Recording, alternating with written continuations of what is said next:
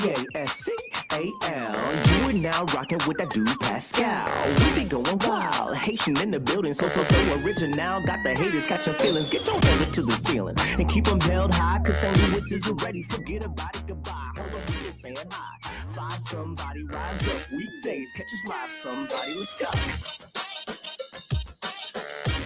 Good morning. Good morning, good afternoon, and good evening, everybody. Welcome to the Pascal Show. Hope you guys all doing well out there. Hope this show finds you in great spirits because another day above the dirt is always a blessing, guys. We have got something. Yes, I'm on a little bit earlier than usual, all for good reason. This is the moment we've all been waiting for, or a lot of us have been waiting for. If you've been following and covering the developments in the Nancy Guthrie case, then you've been waiting for this moment too. So please do me a favor before we get into everything, and I'll explain everything as you guys start to file in. Please do me a favor, okay? Do me a solid. I know it's still early. It's time to wake up. It's time to wake up. Hit that like button down below. Crush it, do what to do.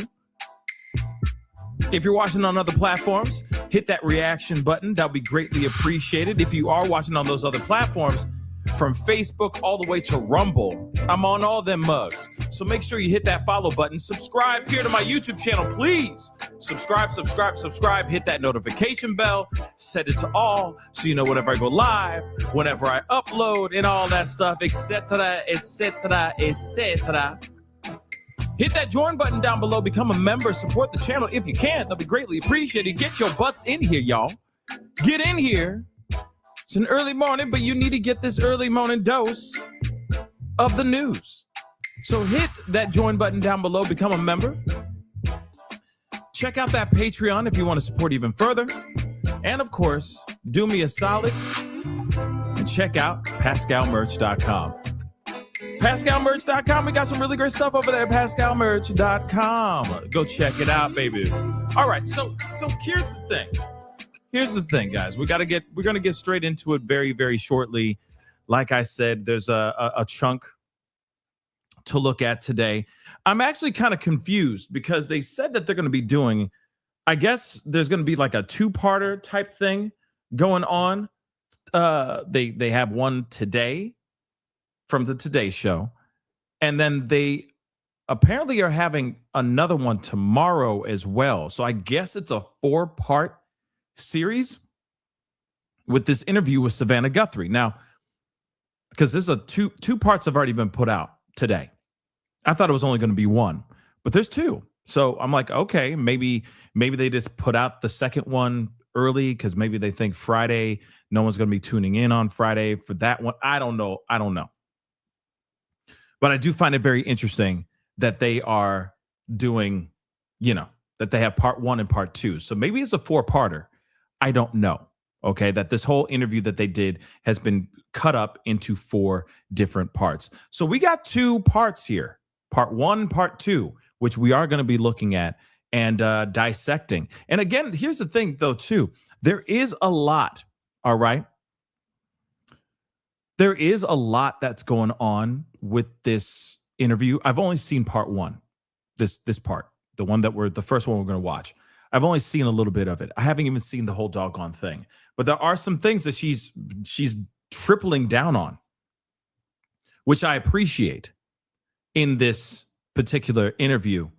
But I know she said some really hard stuff too, which is really, really heartbreaking. Really heartbreaking stuff. I mean, you see the title of this video. Literally, she asks within the first 5 minutes of this interview, at least of this part 1 interview, she's like, hey, could this have been because of me? Is this whole thing because of me?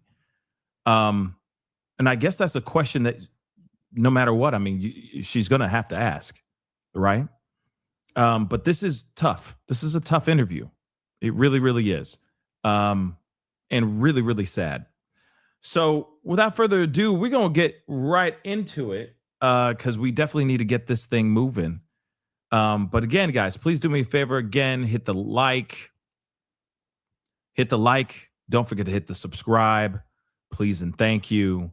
I told you guys I'd be on earlier today because I knew that this was going to be dropping around this time. And so this just came out. I put up the alert, set up the show within 15 minutes of this video being dropped. So it's very, very fresh. All right. So let's take a look at this exclusive interview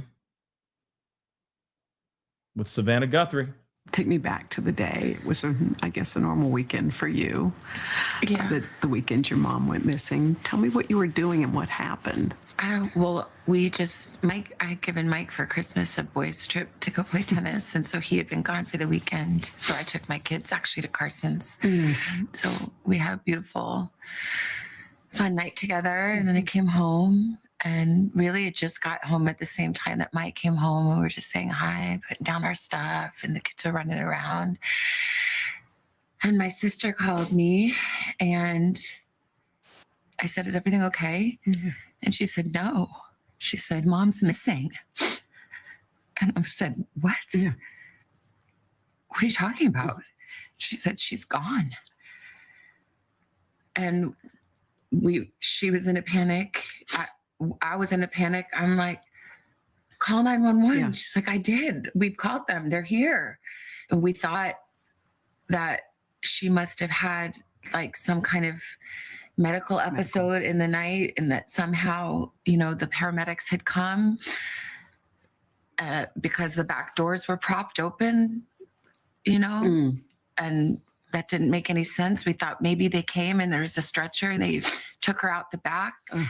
But her phone was there and her purse was there and all her things. Yeah. And it just didn't make any sense. So, Hold on. You heard that, right? Sorry, I don't mean it. I don't mean to go back, but there's just something that she just said. Hold on. Because the back doors were propped open.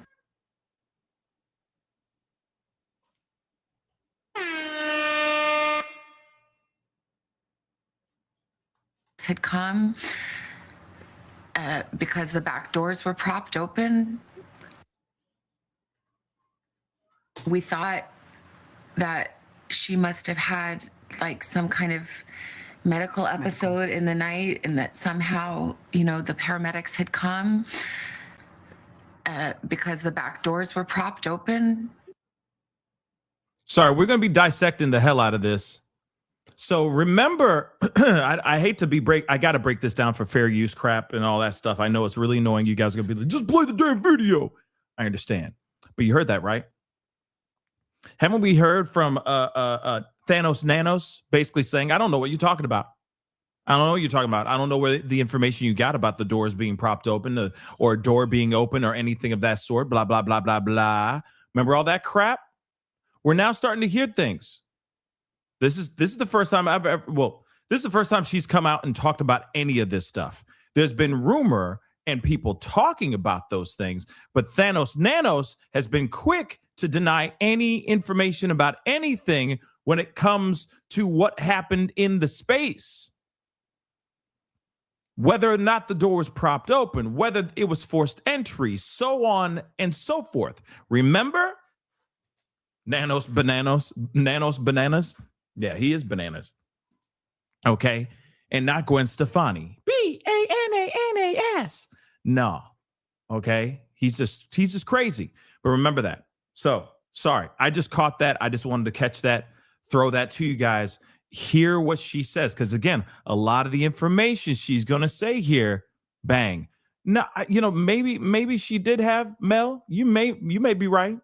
She may have had some, permission, or she might be like, F it. This is my mama's case. I could say whatever the hell I want to right now.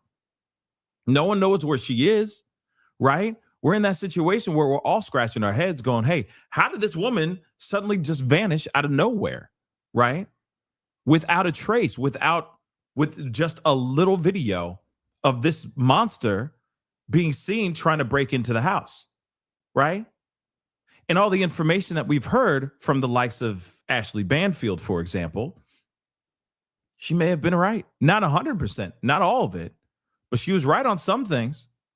We heard that early on. But then what happened to Thanos Nanos? He snapped his fingers and tried to eradicate any information that was out there, saying none of that is true. Now we're hearing some information. She says something else here very soon, and you're like, well, okay. She doubles down on some information in this interview. So let's continue. But again, guys, don't forget to hit the like, hit the share, let people know that we are live because this just came out. All right. I was anticipating this to come out. It might be an early morning tomorrow, too, for just specifically for part 2 of this interview that she had on the Today Show. You know, and that didn't make any sense. We thought maybe they came and there was a stretcher and they took her out the back. But her phone was there and her purse was there and all her things.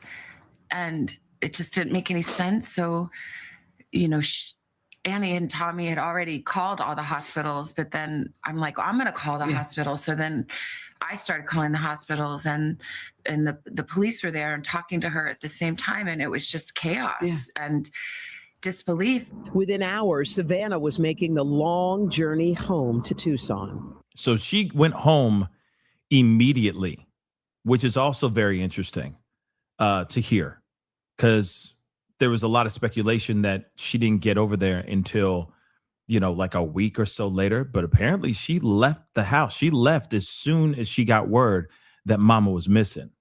You saw Annie and Cam when you got to their house. Tell me about that moment. Just disbelief and hugging each other. And I think we were on the phone with the sheriff and trying to, you know, really make clear from the very early moments, you know, Annie and Tommy were saying this isn't that case that you are used to where someone wanders off. She can't wander off. My mom, she was in tremendous pain. Her back was very bad. You know, she was trying to, on a good day, she could walk down to the mailbox and get the mail, but most days not. So there was no wander off. And the doors were propped open. Yeah. And there was blood on the front doorstep. Sorry, this is all important info. So there was no wander off. And the doors were propped open. Yeah. And there was blood on the front doorstep. And the Ring camera had been yanked off. Yeah. And so we were saying, this is do something. This is not okay. Yeah. This isn't, something is very wrong here. Yeah. Did you guys talk about what possibly could have happened? Like what could have happened? What went down? Did you? I think my brother, my siblings are so amazing. My brother, you know, he spent his career in the military and worked in intelligence and is a fighter pilot and is brilliant. And he saw very clearly right away what this was. Yeah. And even on the phone, when I called him, he knew. He knew. And he said, I think she's been kidnapped for ransom. And I said, Yeah. What? Yeah. Well, why? What? And then, it sounds so like, how dumb could I be? But I didn't want to believe. I just said, do you think because of me?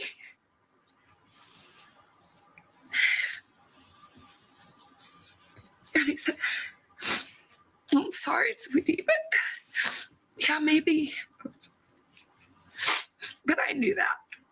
You did. I hope not. We still don't know. Honestly, we don't know anything. No. We don't know anything. So I don't know that it's because she's my mom and somebody thought, oh, that girl, that lady has money. We can make a quick buck. That would make sense, but we don't know. But yeah, that's probably, which is too much to bear. To think that I brought this to her bedside. There's another part right there. She just doubled down on what she said in another part. And this is just really hard to hear. Because just imagine being in her shoes. You are successful, you make good money. The possibility of that being the reason why your mom has been taken in the middle of the night is just terrifying to think, right? It's just absolutely terrifying to think. And then, of course, what a thing to bear. You know what I'm saying? What a thing. What a feeling, to carry with you. If she's never found, let's just be real. If she's never found, if she's gone, they find her gone, and all that. Imagine carrying that for the rest of your life. That guilt. It is really hard to even think about that. But I don't know about it being a kidnapping anymore. A kidnapping for financial gain. I don't know about that anymore. There never really was a ransom note. Even within, 24 hours of her being taken, there was no ransom note. All we had are these fake ransom notes that TMZ and other places received, other, local media received. But we never saw anything about anyone stepping forward with a ransom note saying, hey, we have your mom, give us this money, right? It's terrifying. And it's sad because you just don't know. Like I said, it's like we don't know what's the plot here.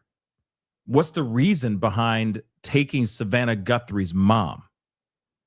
Yeah, remember TMZ? Yeah, we all remember TMZ. But we can't sit there and throw TMZ under the bus. Let's just be real. I know some people rolling their eyes, thinking that they just wanted to be a part of some high-profile situation, that was all fake. No, I think that they were fake, but I don't think they're the ones who wrote those letters. No, they received those ransom notes. They wanted to, I guess, contribute, but instead of them contributing straight to FBI or to local PD, they shared it to the world. It's TMZ. It's what they do. They're a media source, right? And, if you really think about it, I think there's only one media company, local media, that was very discreet, that didn't say anything about the ransom note that they received until after the news of the ransom note getting put out there. That's when they finally said, yeah, we received the same note, but we gave it to local PD. I forgot the name. I forgot it was like KIL or KWON or I don't know. Okay. But you see what I'm saying, right? So it's just a wild thing, but she did double down. She said, I can't believe that I could be the reason. Of course, I'm paraphrasing. I can't believe I could be the reason why danger was brought to my mother's bedside. That's very important to hear. She didn't say brought to my mother's front doorstep. She said bedside. I think that's really important to hear. That it's because too much to bear. Would make sense, but we don't know. But yeah, that's probably, which is too much to bear. To think that I brought this to her bedside. Brought this to her bedside. And remember when Thanos was out here with just bullshnishing, and he was sitting here going like, she was snatched from her bed, she was taken from her bed, and everyone's like, oh my God, clutch my pearls, snatched from her bed. And then he came back and goes, oh, that was a misspeak. That I was just speaking. That's just a turn of phrase. I didn't really mean that she was taken from her bed. That was a turn of phrase. Just so you know, that was a turn of phrase. What? Now Savannah going, yeah, danger came to her bedside, not her front door, her bedside. Massive, massive difference. Big deal. That it's because of me.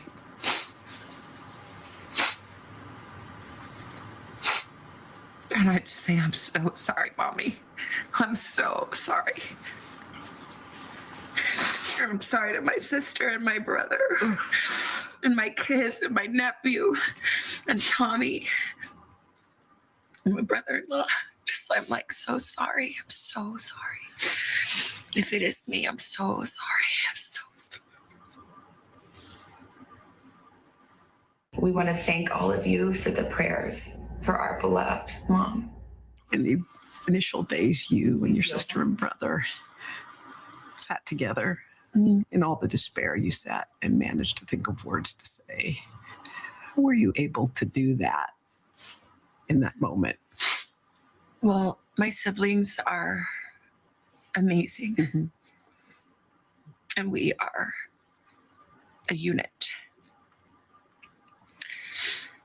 And I talked about how brilliant my brother is, but my sister is equally brilliant and also has special powers of intuition and faith and language and depth and heart. And I feel like we came together with all these beautiful gifts that came from our mom and dad and from God. And somehow together we did our best to come up with the words to say. And I haven't posted one thing or said one thing that the three of us haven't decided together. It is surreal. It's, how is it possible that we are having to make a video speaking to a kidnapper who took an 84-year-old woman in the dead of night in her pajamas with no shoes, without her medicine, this little person, and to beg for mercy. In the days that followed, multiple notes demanding payment were sent to various media outlets. The ransom notes or ransom requests came. Did you believe those to be real? There are a lot of different notes, I think, that came. And I think most of them, it's my understanding, are not real. And I didn't see them. But, you know, a person that would send a fake ransom note really has to look deeply at themselves. Yeah. To a family in pain. But I believe, I'm gonna be her black translator. The hell is wrong with you? You gonna be out here making these ransom notes thinking that you're gonna scoop up a bag of a family's grieving? Hell is wrong with you? Sit down and find Jesus. Moving on. the two notes that we received, that we responded to, I tend to believe those are real. Really? When the Ring camera video surfaced and you could see who that person was, just tell me what you thought when you saw those images of the person who took your mother. I mean, it's just absolutely terrifying. Yeah. It's just totally terrifying. And I can't imagine that is who she saw standing over her bed. Yeah. I can't. It's too much. Yeah. And I'm glad and grateful to the investigators and the technology companies that we're able to find that video. Do I hope, at least with people of good heart and compassion, stop the irresponsible and cruel speculation that had started to swirl.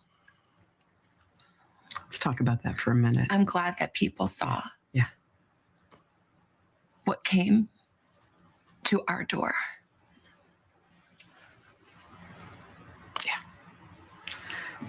Hold on. I'm going to roll that back just a little bit. Why somebody think this is fake ass tears? This is more real than Erica Kirk. I'll say it. I said it out loud. I don't give a damn. This is more real. This is more realer than Erica Kirk. Okay? Man, there's some things about Erica Kirk lately. Oh my dear God. Sorry for the left turn, but Erica Kirk. Oh, another left turn. Have you seen Drewski's skit? These are real tears.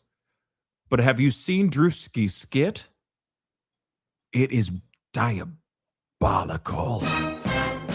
Oh my God. Man, I don't understand why he hasn't done movies yet. Like real movies where people are like flooding to go see him and all that. That dude is insane. That dude is insane. You just type in Drewski and Drewski Erica Kirk or Drewski conservative women. Either one. You're gonna see him. He's full on dressed up like a white woman. He looks, I mean, it's Drewski, okay, but it's Erica Kirk. He's doing a whole parody of Erica Kirk. You just gotta see it for yourself. Okay. The makeup artist is out of this world. I don't know who he has, but dear Lord. And I was like, is he auditioning for white girls too? Like, oh my God. It's so on point. All the mannerisms, some of the things that she does when she looks intensely into the camera, it's so dead on. I'm like, oh my God. The makeup artist, whoever that is, give that person several jobs in Hollywood. Oh my Lord, that person's good at what they do. But anyway, left turn, but definitely check out Drewski's skit. It is diabolical. Okay? Diabolical. But back to this. These are very real tears, guys. Okay? This is real. These are very, very real tears, guys. Let's talk about that for a minute. I'm glad that people saw Yeah. what came to our door. Yeah. When you talk about the cruel speculation, the whispers, the innuendo that it was somebody in your family, how did you weather that? It's unbearable. Yeah. And it piles pain upon pain.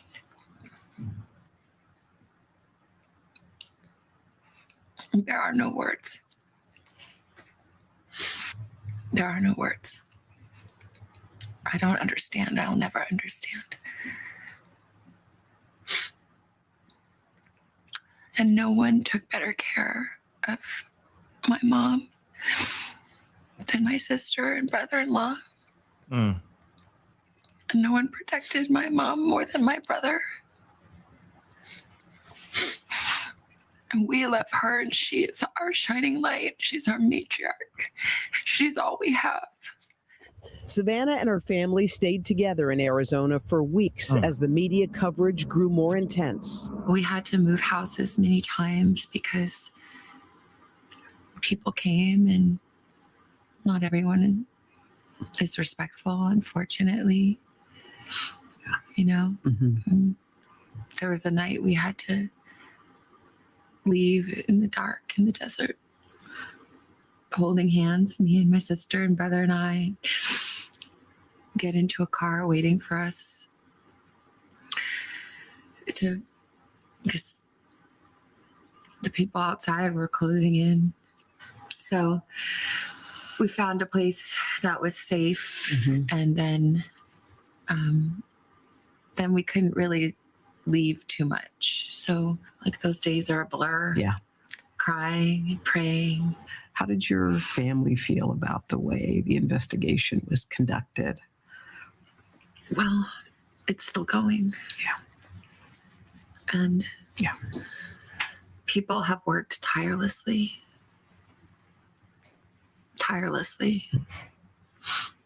And we see that. But nanos, huh? But we need answers. We cannot be at peace without knowing. And someone can do the right thing. And it is never too late to do the right thing. And our hearts are focused on that.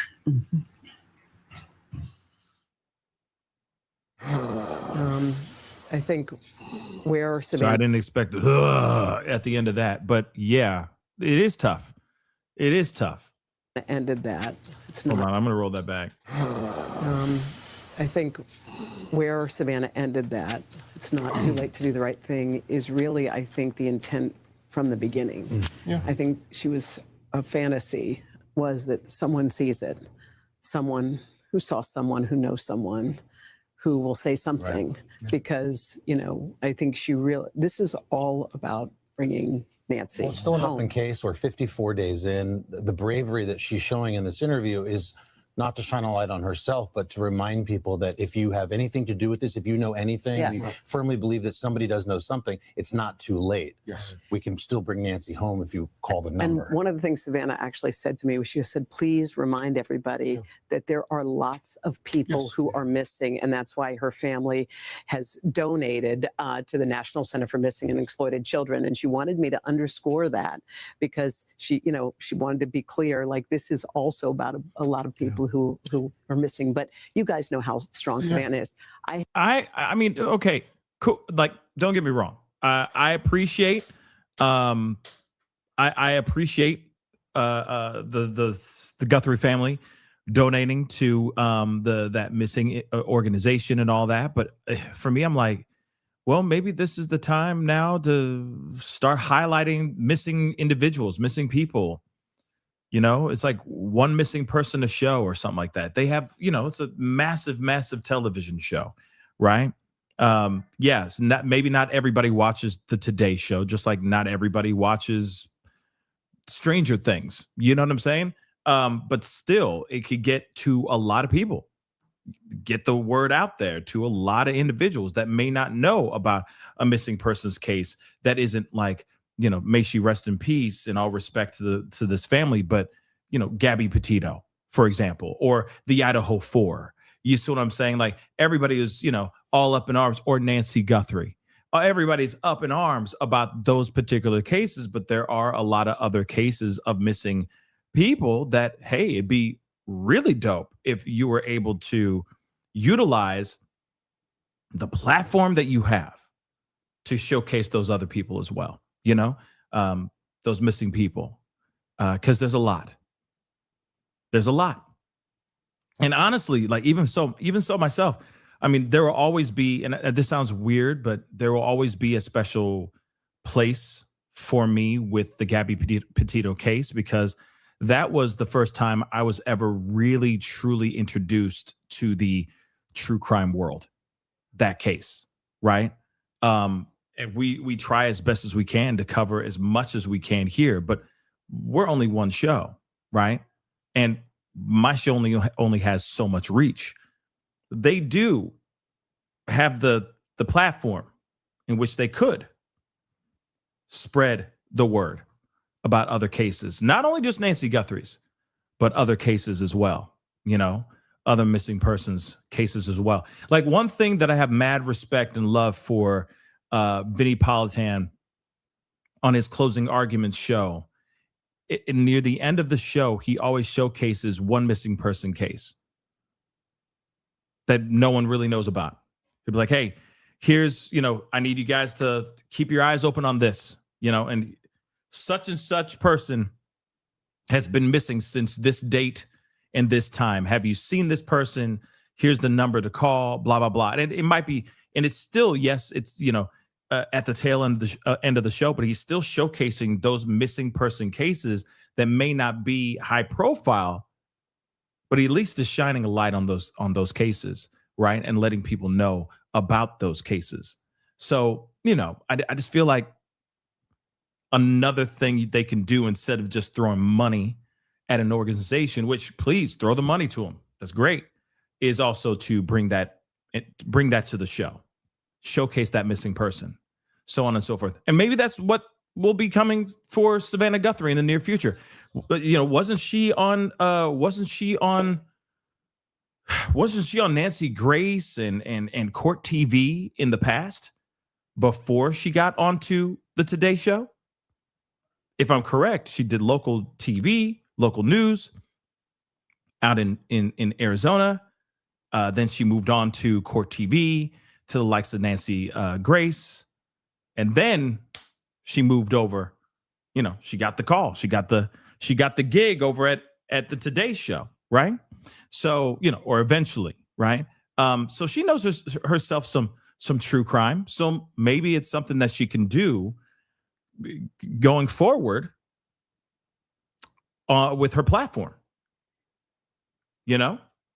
Just a thought. But again, we'll see how that transpires, right? I knew she was strong, but I didn't know how much until yesterday. Yeah, when I sat with her. Just of the takeaways there, the fact that our dear friend would blame herself. Oh, that was the hardest. That was the hardest part. Would blame herself for any of this when it was some sicko or sickos out there who would kidnap a woman in the middle of the night. But the only SG could sit there and do that. Because of the faith that she has, Yes. the faith that Nancy instilled in her. And I think we're going to talk about that, Al. In fact, in the next hour, we're going to talk a little bit more about Nancy and the faith that kind of brought her to this point. So our love and prayers with Savannah. Yeah. So again, it's interesting because I thought part 1 was today, and then part 2 is tomorrow. Again, we want to mention again the phone number to call. If you have any information about this case, that phone number is right there on your screen. 1-800-CALL-FBI. Hey, thank So again, part 2 is already out. So we're going to look at that too. This is all tough. And I just don't think, I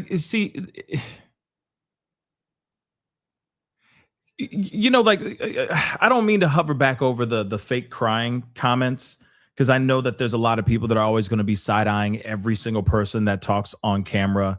There, you know what I mean? Like, especially in a mysterious disappearance like this, everyone's so subjected to scrutiny and criticism and, overanalyzation of their reactions. I will say, and I always say this all the time, even though I have my personal opinions on certain people too, and on certain cases with certain people too, not everybody reacts the same. Not everybody acts the same when they're dealing with something so heavily traumatic, and then they got cameras in their face and all that. Now, this is a different story.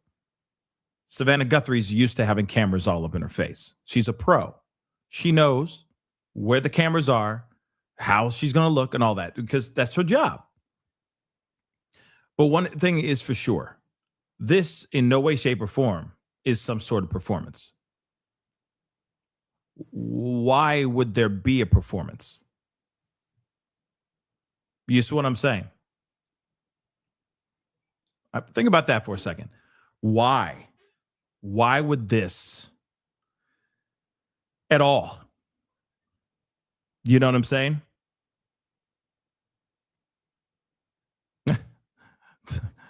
See, Christina's like, oh, you mean like, hola? Yeah, that was bad. See, you see what I'm saying? There are moments when you got the information and you could tell it's a lie from the very beginning. Savannah Guthrie, though, she was nowhere there. She was nowhere near the area. She has nothing to do with this. You know, I know some people would be like, unless she was, you know, she did something from afar. I doubt it. And so much, I don't think the family has anything to do with it. I don't. I really don't. I'm at that place now too. There was a moment where I was staring at Annie and Tommaso, absolutely, because they were the last two people to see their mama alive. But I don't think this is performative. I don't think this is to sell a narrative. I think it's really hard to say out loud that my mom could be missing or dead because of me. You don't think that's hard to say out loud? You don't think you're going to break down into tears saying that out loud? Think about that. That's a sobering and heartbreaking revelation. To say that out loud, oh my Lord. Could it be because of me? Because of my money? Because of me being on camera? Could it be because I put her on my show? We went to Tucson. I did a whole love letter video to Tucson with my mom there and etc. We're talking about info that nobody really needs to know about. Personal info that gets people closer to her. You see what I'm saying? Like, I get how she feels. And I think no matter how many ways, how many times you say it, there's going to be a very guttural and emotional reaction to the situation, to saying that out loud. And maybe there's things that she's saying things on camera that she's not saying, I'm sure not saying to everybody all day, every day. You know what I'm saying? So again, I don't know, but guys, I mean, I don't think this is fake. I think this is legitimate. It's just heartbreaking to see it all unfold the way it is, Let's continue, though. Always in the present tense. Yeah.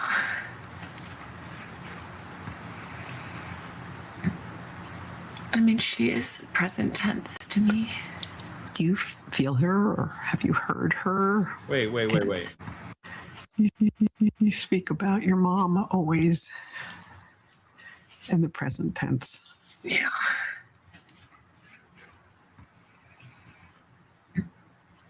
I mean, she is present tense to me. Do you feel her or have you heard her any moments? Yeah, a little bit.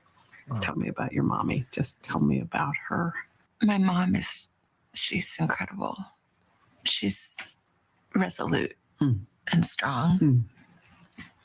Quiet strength, quiet faith, but hard fought.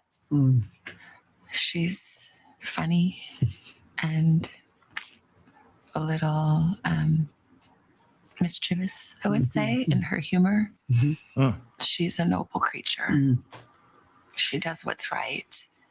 She walks in faith, but not a fake, pious, put on faith, but like a grounded, earthy, she fought for it faith. When you posted Please Pray in the beginning, the ocean of love and prayers, did you feel that? Did you sense what was happening? I do feel prayers, I do. I believe that. I think she would have been just amazed, just truly amazed. One of the images that stayed with me through all of this was you and Annie and Tommaso walking up and looking at the flowers and at the notes. As I saw that, I thought, I wonder if Savannah's going inside and what that must have felt like for you to go inside of your mom's, your childhood home, your mom's house. Yeah, I mean, this is the house that we grew up in. It's really the only house I've ever known and remember. So we moved there when I was about 4, I think. It's the house where I came home on Wow. a Friday night at 16, and my mom and sister were on the couch praying and told me that my father had died. It's the house where all of our memories are, good and bad. So it's hallowed ground. My mom loved and treasured that house. In good years and lean years, they were able to hold on to that house. That's my mom's safe haven. It's really hard to see that violated, and the terror that she must have felt is unbearable. It's unbearable. Tell me, while you were spending all this time in Tucson, your kids were home, what do they know? Well, it's so hard with kids because, you want to protect them. Dale would write me all the time, Mama, any leads? Any leads? Do you hear anything? Any hope? And I think that, we tried to talk to them and try to give them a little more certainty than we have, to let them grieve. And for my little nephew Olmo too, there's just a way in which this is even so much harder than Annie and Tommy and Olmo, because they're there. They're there, yeah. And they were there every day for my mom. They made it possible for her to stay in the house we grew up in that she loved so much. I think she always stayed in that house because I think she still felt my father there. All our memories. Let her have her space. And it's just a way in which this is just even more excruciating for them and all that they've been through. I know it was a hard decision for you, and I know you told me about this, was coming back here, leaving Arizona to come back to New York. Why was that so difficult, that choice? I looked out the window of the airplane and just thought, where are you? Yeah. That desert, that beautiful desert that she loves. So where are you? Yeah. How could I leave you? But my mom taught me a lot about grief. Our family knows grief. My father passed when I was 16 years old. He was only 49. It was a shock. Wow. And I remember my mom saying in those early days when Daddy died, you have to get up and decide and do. Just decide and do. And she had read that in a book that meant a lot to her and her grief. And so I always remember that. So I'm trying to decide and do. Just get up and decide and do every day. I've felt terrible grief, and I felt unfathomable love and comfort.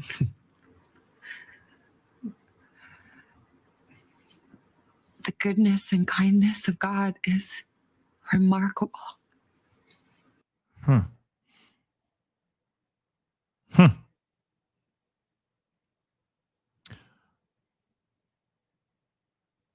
Yeah, I think it's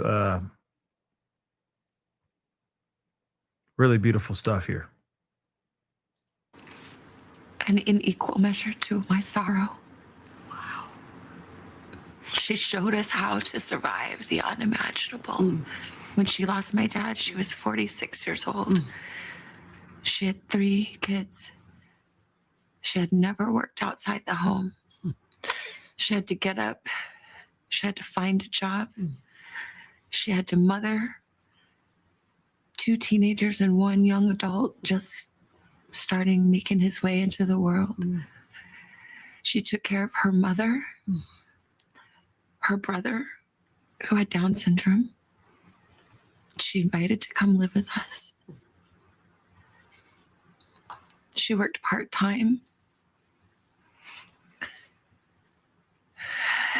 to make ends kind of meet. She found a way, another job, a job she turned into a full-time job, a job she turned into a career. She had a second life of purpose and meaning. She had a million friends. She stayed strong for us. She was resolute. She was real. She grieved. I remember moments in my childhood and those days after my dad died. She was so strong. But some mornings before dawn, when she thought we were still sleeping, I would hear her crying at my door. To not be alone in her grief. So she taught me to be strong, but she taught me to be true.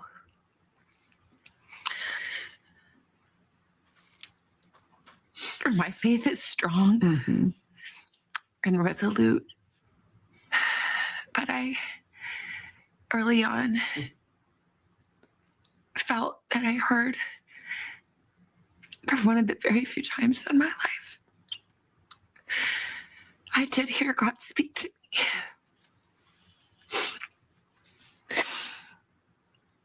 As I said to myself, I can handle anything, God. I can handle anything. I just can't handle not knowing. We can't handle not knowing. Yeah. I have to know. And I heard a voice.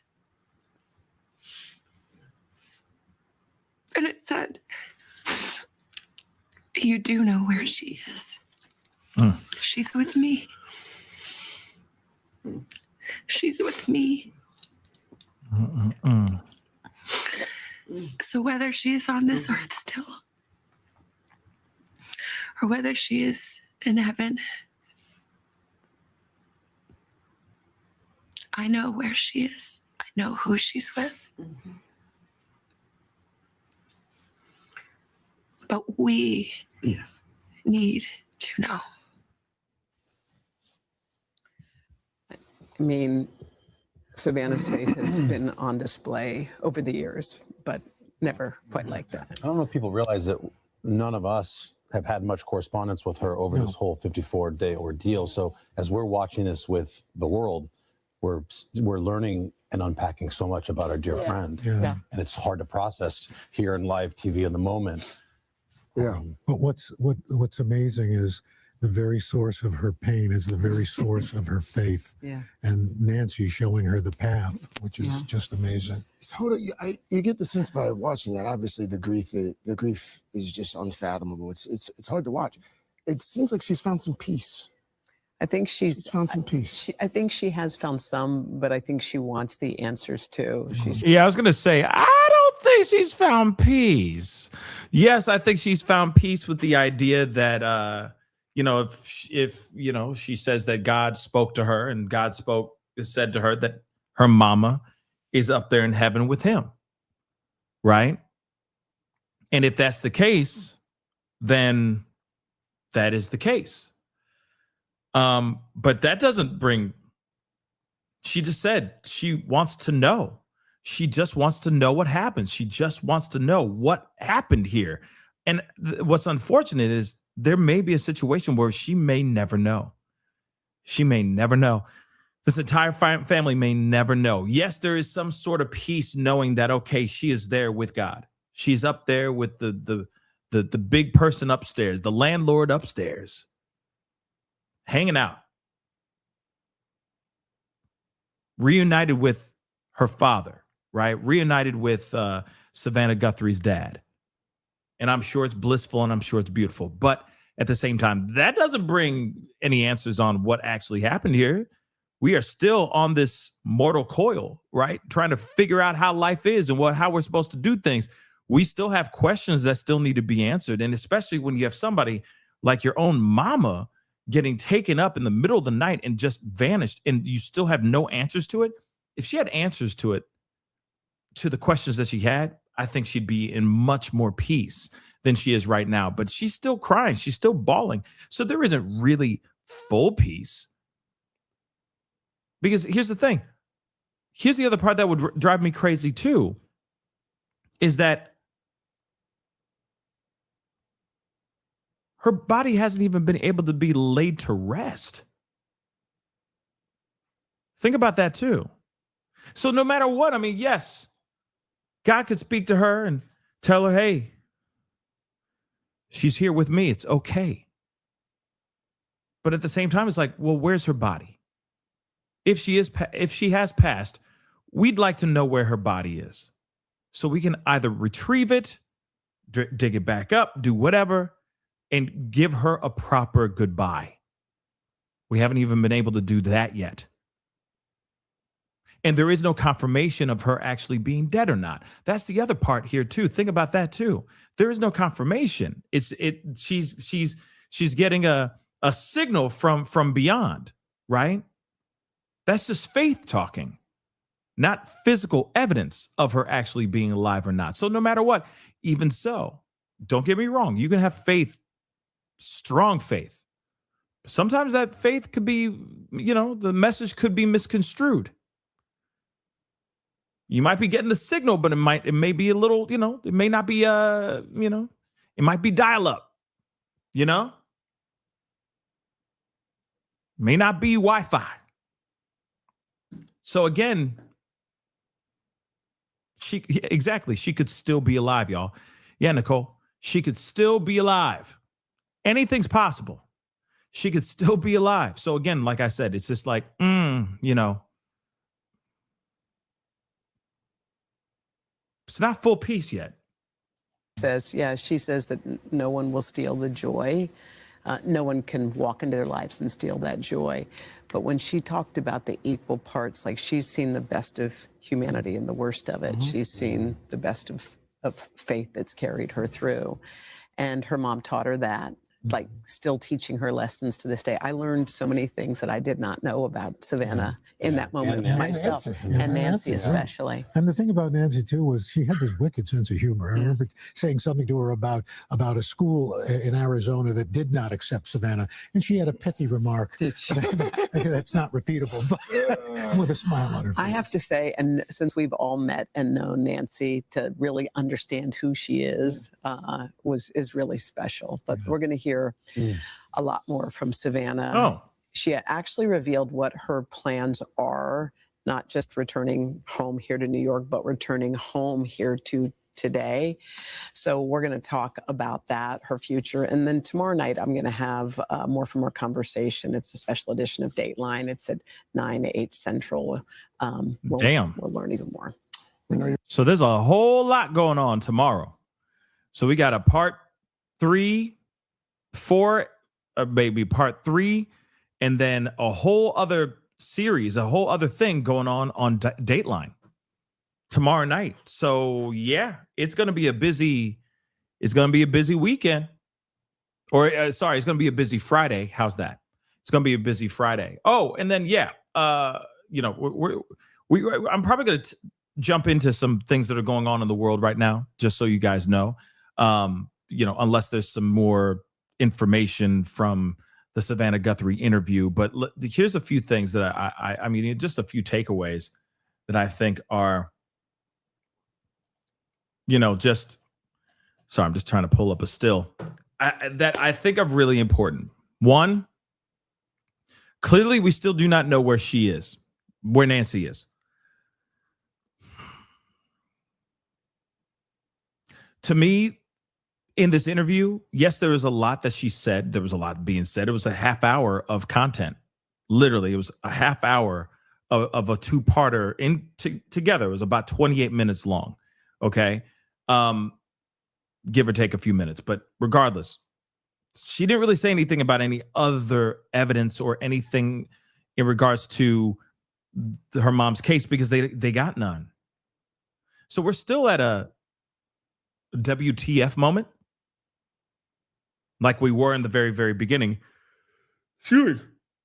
When she was initially reported missing, we're still at that place. The only thing that we have that's brand new, or not brand new, but we've had from this case so far, is the masked individual that they were able to find on camera, on that Ring camera that he ripped off later. That is it. We still know nothing. There are no prime suspects. There are no people of interest or anything of that sort. Zero. So for those of y'all who are still holding on and thinking that Tommaso and Annie have something to do with this, you can put that all to rest, to bed. They have nothing to do with this. They're just as innocent as anybody else, unless there's something new curveball that's presented. But we have not been presented any new curveballs about any of this. So again,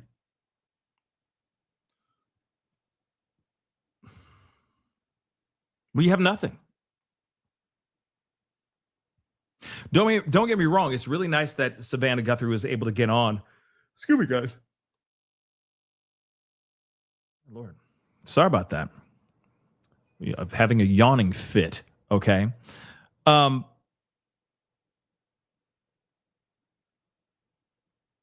here's the thing. I don't, who's Lumpy Butt? Annette, I was like, who's Lumpy Butt? Lumpy Butt goes to court. Who's Lumpy Butt? Sorry, I don't know who that is. Today, Lumpy Butt goes to court. Who that? I don't know who that is. Annette, like that. That could be so many different people. That could be so many different people. But moving on. So far, we have nothing. That's what's so sad about the situation. We do not know what, and it's hilarious that BBL just said Lumpy Butt, LOL. See what I did there? Because you're first. Okay. You'll figure it out. Oh, Emmanuel's mother. I never called her Lumpy Butt. I never called her Lumpy Butt, but that's good to know. Rebecca Hotto, you mean Thunderclap. Yeah, Thunderclap. I called her Thunderclap. Okay? Because she probably is enjoying her time in prison. Hola. He came up and said, hola. You know, it's crazy. So bad. So yes, I said Thunderclap, not Lumpy Butt. But Lumpy Butt works fine. Now I know who that is. But yeah, if you said Thunderclap, I would have been like, Rebecca Hotto, get out. She gonna be in court today? F that mother lover. But anyway, let her get what's coming to her. Hopefully they hit her hard. All right. And Thunderclap is left in there to rot in prison. But that's another conversation in itself. Okay. Let's get back over here. Savannah Guthrie, Nancy Guthrie case. We still have nothing. We're back at ground zero. We still have nothing. Now, I'm not going to sit here and say that it's all because of Thanos Nanos. No, it's not all because of Thanos Nanos. There's not enough evidence to get them to a lead to actually take somebody down. That's not on Thanos Nanos. But at the same time, there's a lot of things that Nanos did that he could have done better. A whole lot, like keeping the crime scene locked up until he was fully happy, until it was fully investigated, not shutting it down, opening it up to the people so that media could be on, boots on the ground in the area, all that stuff. There was just so many screw ups. So many mistakes that were made, which is very frustrating if you ask me. I think we all can agree on that. He done mucked that whole thing up. I would love to hear her thoughts on that and her give us her unfiltered, candid reaction to how how the PD, local PD, was handling this situation in this case with the Guthrie family, because I feel like they're not fully satisfied at all as well. Just my thoughts. But again, guys, still we got nothing here. Still nothing. It's good to hear her. It's good to hear her opinions. It's good to hear, a few takeaways from this, basically saying the back door was open. She said the back door was propped open. That's a big freaking deal. They've been lying to us about that damn thing for a long time, though. Lying to us for a long time, though. All right? They've been lying to us about that. Lying. Finally, we find out. There it is. Back door open. She was taken from her bed. Danger came to her bed. Massive deal. Massive, massive deal, if you ask me. But at the end of the day, still not a whole lot of info, which is very, very frustrating. Very frustrating.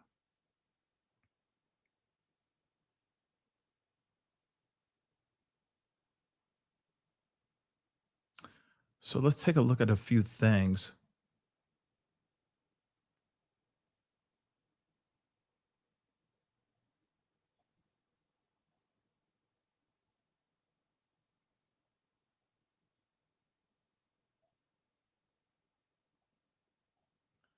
Take a look at a few things.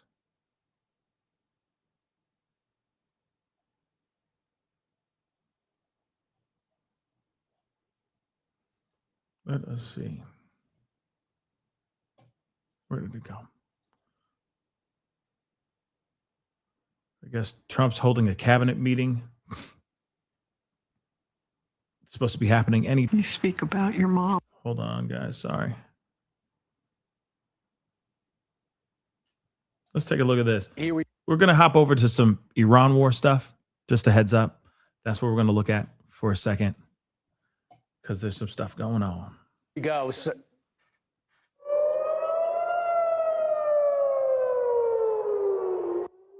All right, siren sounding over Jerusalem earlier, sending people running for shelter. They're used to it as Iran targets Israel with missile strikes, but not nearly as many as early on in this conflict.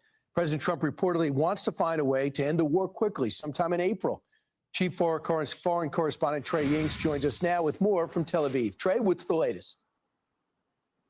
Yeah, Brian, good morning. We start with some big news. Overnight, a strike targeted and killed Ali Reza Tangsiri, the IRGC Navy commander responsible for closing the Strait of Hormuz. I'm told by a senior Israeli official this operation was conducted using both Israeli and American intelligence, and he was alongside senior operational leadership at the time of the strike. This comes as President Trump says Iran wants to deal badly, and Iranian state media says that officials in Tehran have rejected Washington's request for a ceasefire. Now, this all taking place as the Wall Street Journal reports that President Trump has told associates in recent days he wants to avoid a protracted war in Iran and that he hopes to bring the conflict to an end in the coming weeks. This is taking place as intense U.S. and Israeli strikes are pummeling the Iranian regime over the past 24 hours, going after new military infrastructure there. U.S. Central Command says more than 10,000 Iranian military targets have been struck since Operation Epic Fury began nearly 4 weeks ago. CENTCOM Commander Admiral Brad Cooper added that 2/3 of Iran's missile, drone, and naval production facilities have been destroyed. The Iranians are still targeting Israel and Gulf countries with ballistic missile fire. The Israelis are hunting down those missile launchers, but today at least 6 people were wounded in central Israel during the 7th Iranian missile barrage since midnight. As this is taking place, we have some new information from the Wall Street Journal about Iranian demands at the negotiating table, in part desiring full sanctions relief, compensation for the war, and the removal of U.S. bases in the region. Many of these agenda items for the Iranians are considered unrealistic by analysts in the region. You can see on the left side there some of the U.S. demands having to do with Iran's nuclear facilities and their ballistic missile program. The bottom line here, Brian, is that while there is discussion of diplomacy across the Middle East, the United States is preparing for more days and possibly weeks of war ahead. More weeks of war. Remember, they're denying. Iran denied. Okay? Yeah, Sandra, you're not wrong. I don't think Iran is ever going to let this go. Okay? They just can't quit this war. And I feel like that's the same thing with Trump and this war, or at least Pete Hegseth. This is like his Brokeback Mountain moment. You know what I mean? I can't quit you, war. You know what I mean? Like he's in this crazy love affair with the war. He just loves the war. You know what I mean? Yeah. Yeah. He's never going to Iran's never going to let this go. Why? Ayatollah assassinated. Other things destroyed. They keep on bombing each other. Trump says, oh, we're going to cease fire. We're not doing anything. And then they drop bombs, all stuff. You know what I'm saying? It's kind of like, okay, make up your mind. Are we going to cease fire? Are we going to have actual straight up peace, or at least peace talks? That's not what's happening right now. So I don't know what the hell's going on. And also, mind you, love, we still have 24 hours. Remember, Trump said 48 hours. They have 24 hours. And if they don't do what we ask them to do, which is open up the Strait of Hormuz, we are going to drop bombs on power infrastructure, which they've already been dropping bombs on their power grids and all that in Iran. But nonetheless, then after he put that 48-hour time limit, he later said, never mind, we're going to hold out until Friday. So we have 24 hours left. 24 more hours left before they go out and drop bombs on energy infrastructure and whatnot. If they can't come to some sort of agreement, and also if Iran does not open up the Strait of Hormuz. Just remember that. We already have the 82nd Air Brigade on its way. We already have 5,000 Marines already there or en route. So again, he says, we gonna wait until Friday. But it seems like come Saturday, all hell is about to break loose. Just saying that out loud. Let's continue. Brian? Absolutely. Thanks so much, Trey. I appreciate that. And that's good news about the IRGC naval leader being dead. Meanwhile, here to discuss more of this is a very familiar face, but now we got him in person. The former President Trump administration ambassador at large and coordinator for counterterrorism, Nathan Sales. Nathan, great to see you. Good to see you, Brian. All right, so let's run through the deal on both sides. So this is a rough framework. The U.S. is demanding dismantling Iran's nuclear facilities. We've always demanded that. Zero nuclear enrichment. We have to first get out the uranium that's still there. Missile constraints. We've already destroyed a lot, but what's going to stop them from rebuilding? Strait of Hormuz, free and safe passage, and end to support for the Houthis, the Hamas, and Hezbollah. Your thoughts? There's no surprises here. This is what the United States has been demanding of Iran from day one. And not day one of this administration. This goes back to the first term. President Trump has been very clear. No nukes, no ballistic missiles, no proxies. So nobody should be surprised that our war aims have remained totally consistent for the past 8 years. And just know the talks are supposed to take place as early as this weekend with Marco Rubio and Vice President Vance. I'm not sure if Witkoff and Kushner will be there. Now, the Iran's pipe dream demands are this. No further actions, sanctions relief. They want to get paid for causing this unrest. New payment system for the Strait of Hormuz. They're charging about $2 million for other countries like India to move their tankers through. Removal of regional U.S. bases. Nathan, not only are we not going to remove bases, the Gulf states want us to fortify those bases. Yeah, these are all complete pipe dreams, non-starters. This would basically reward Iran's aggression and give them what they've wanted since 1979. Their goal has always been expel the United States from the region so that they can be a regional hegemon. And the first people who would say that's not in their interest are the Gulf Arabs. They want America there as their protector to make sure that the Iranian regime doesn't menace them like it has been doing during this war. let's not forget Iran. I mean, let's not forget Israel. Israel's the same thing. Israel wants their boys, American boys, back backing them up too. Let's not forget that too. It's not just the Arab countries and whatnot. It's also Israel, baby. Isn't that the whole reason why we're out there? Now I get it. I've been listening to a lot of different people, a lot of different opinions, because I just like to hear what other people are saying out here. And there's a lot of people, there are content creators that are very much for this attack on Iran to liberate the people of Iran. But I don't truly think that was the initial reason why the attack even happened. I will say that. I mean, but that's just my opinion. I don't have, it's not like I'm sitting here knowing the historical background of everything that happened in the Middle East and whatnot. No, I'm just speaking from what I've seen and what I've gathered and the information I've seen online and what I've heard from, what we've been seeing recently and all that. There are people that are out here that are very much for this war, are very much for because they believe that this will be the destruction and the dismantling of a tyrannical regime. I get it. I see that. I could see that. But there's another part of me that's like, nah, this is about Israel. This has nothing to do about liberation of Iran. I just don't see it. It just happens to be the masking. You see what I'm saying? That just happens to be the masking, the mask. But what's behind that mask? There's something else going on, in my personal opinion. But yeah, I could see people who are supporting Iran being attacked in this way. I can see why. I totally get it. If it really is truly about that. You see what I'm saying? If it was truly about the liberation of Iran, the Iranian people, then yes, I'd be so for it. But I don't see it like that. Now they're concerned about the Strait of Hormuz. They're concerned about Karg Island. They're not thinking about liberation in Iran. They're thinking about oil. They're thinking about oil. Yeah.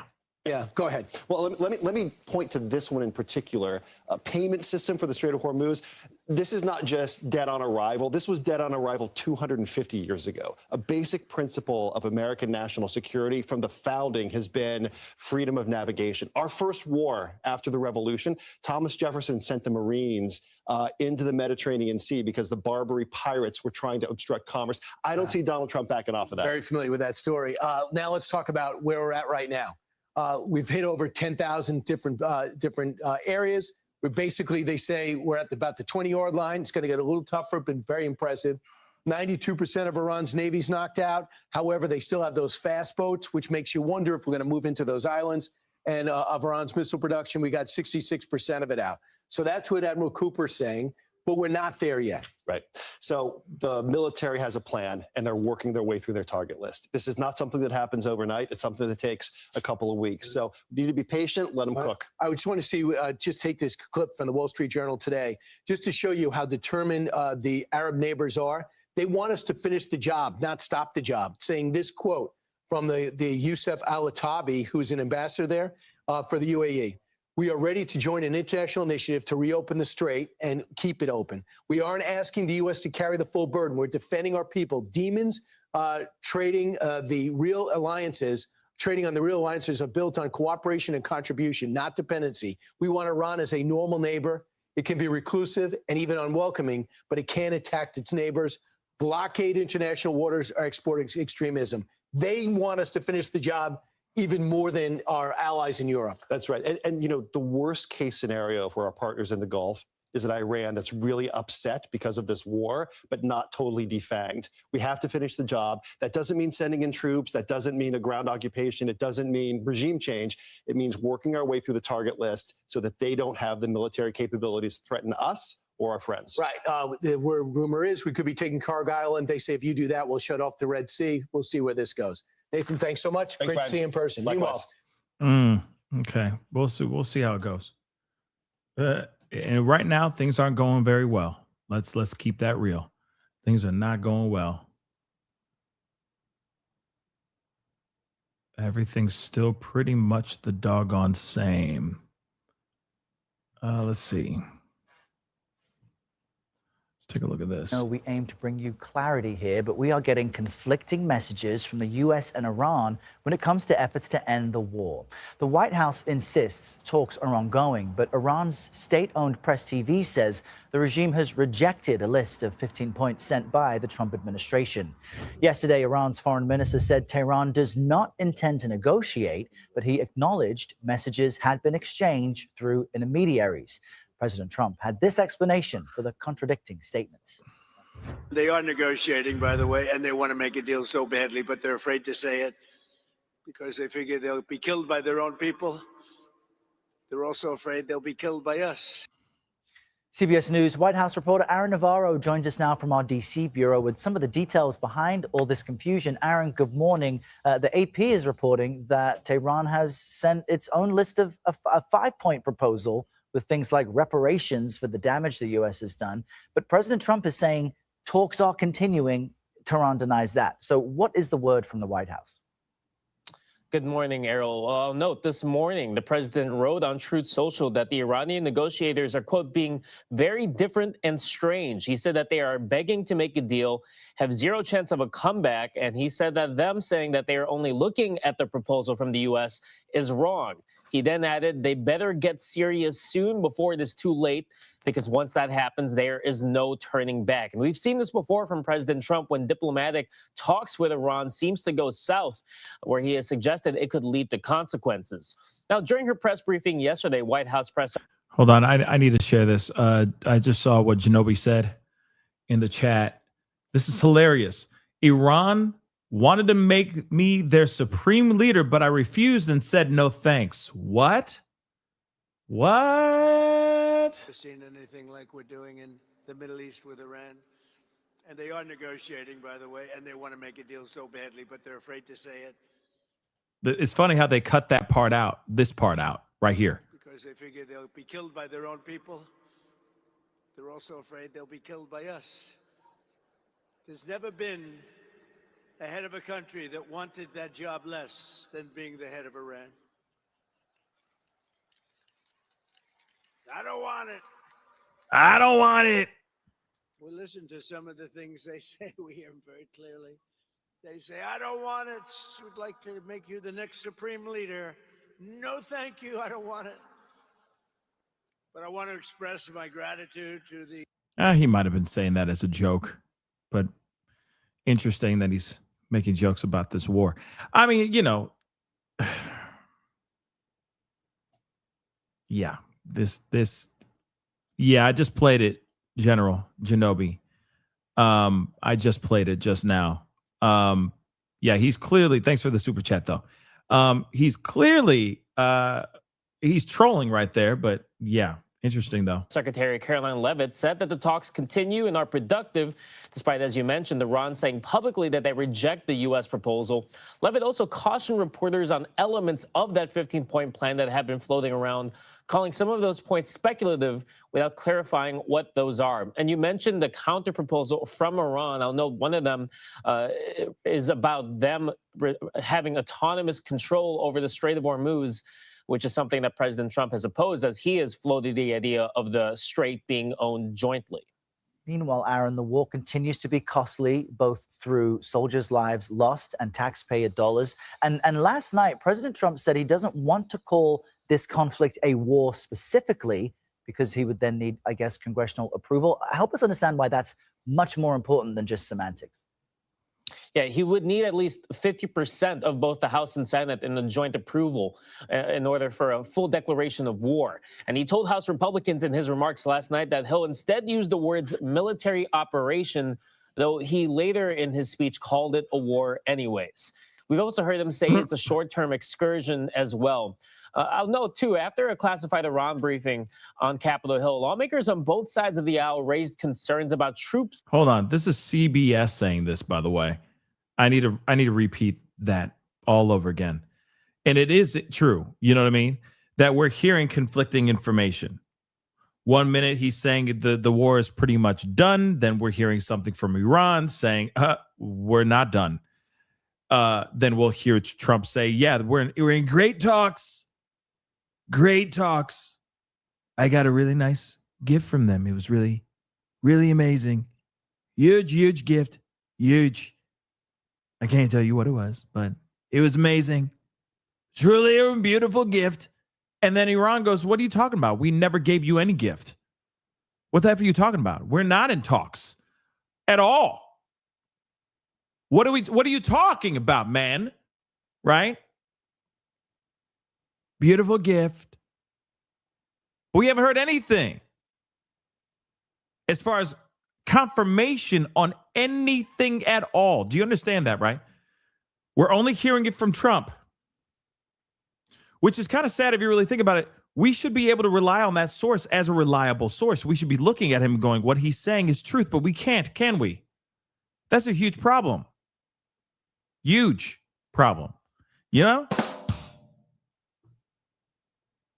And we're now subjected to believing the bad guys over actually hearing us and believing what we are saying. You see what I'm saying? This is weird. This is the weirdest. Like I said, I feel like we're in the upside down. I've been saying that for a while, but again, I just want to play this again for this anchor that's on the wall screen there. Okay, just take a listen. This is from CBS, by the way. This is CBS. They are in Trump's pocket, and they're even saying this crap. Just semantics. Yeah, he would need at least 50% of both the House and Senate in the joint approval in order for a full declaration of war. And he told House Republicans in his remarks last night that he'll instead use the words military operation, though he later in his speech called it a war anyways.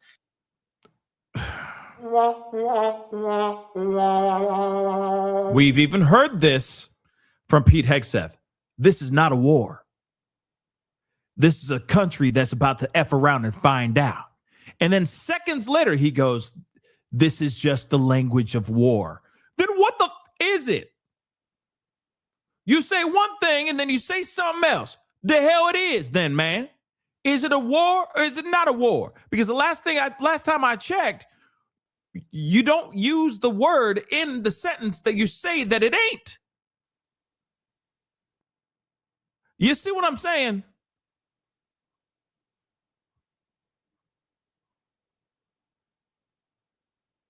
No, that's not my side piece. That's just a friend, honey. Well, let me hold on now. Now I got to go and call the side piece and see what's going on. What? You see what I'm saying?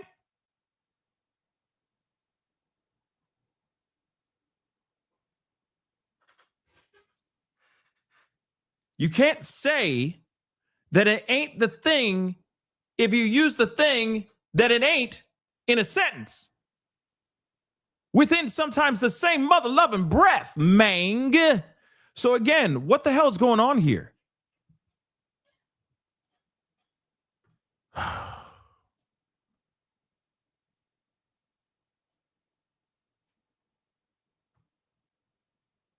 We all, you know what I'm saying? We've all lied in our lives. Okay, we all have.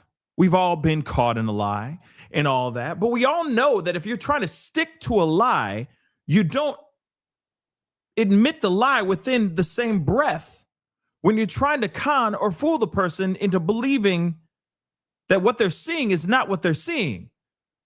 But then you call out what they're seeing verbatim with the words that they're saying it is within the same breath after denying that it is what they believe it is to be. It's just like, wait a second. What, do you realize how dumb that is? This is coming from CBS, guys.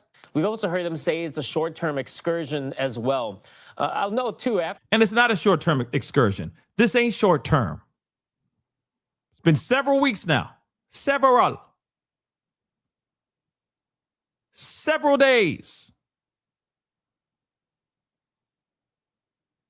A short excursion would be the 12-day war. You know what I'm saying? After a classified Iran briefing on Capitol Hill, lawmakers on both sides of the aisle raised concerns about troop safety, especially given the news about 1,500 troops from the 82nd Airborne Division, which includes ground forces, being headed to the Middle East. Here's what some on Capitol Hill said. Would you support troops on the ground in Iran on this point? No, 100%. Oh, let me just say this really quick, and then we're going to hear what Representative Van Orden has to say. Okay, I don't know why it makes me think like Harry Potter, but he also did this behind the backs. He also did this behind the backs of Congress. Let's not forget that too. So he started a war without the approval by the Hill, by the House, okay, by Senate, okay. He has to pass that by Congress first before he can even do any of that crap that he's doing right now. And yet he did it anyway. And yet you see how dumb that is, right? He's not going to have many people on his side except for his sycophantic, boot-licking pieces of Keebler elf-looking ass mother lovers, okay?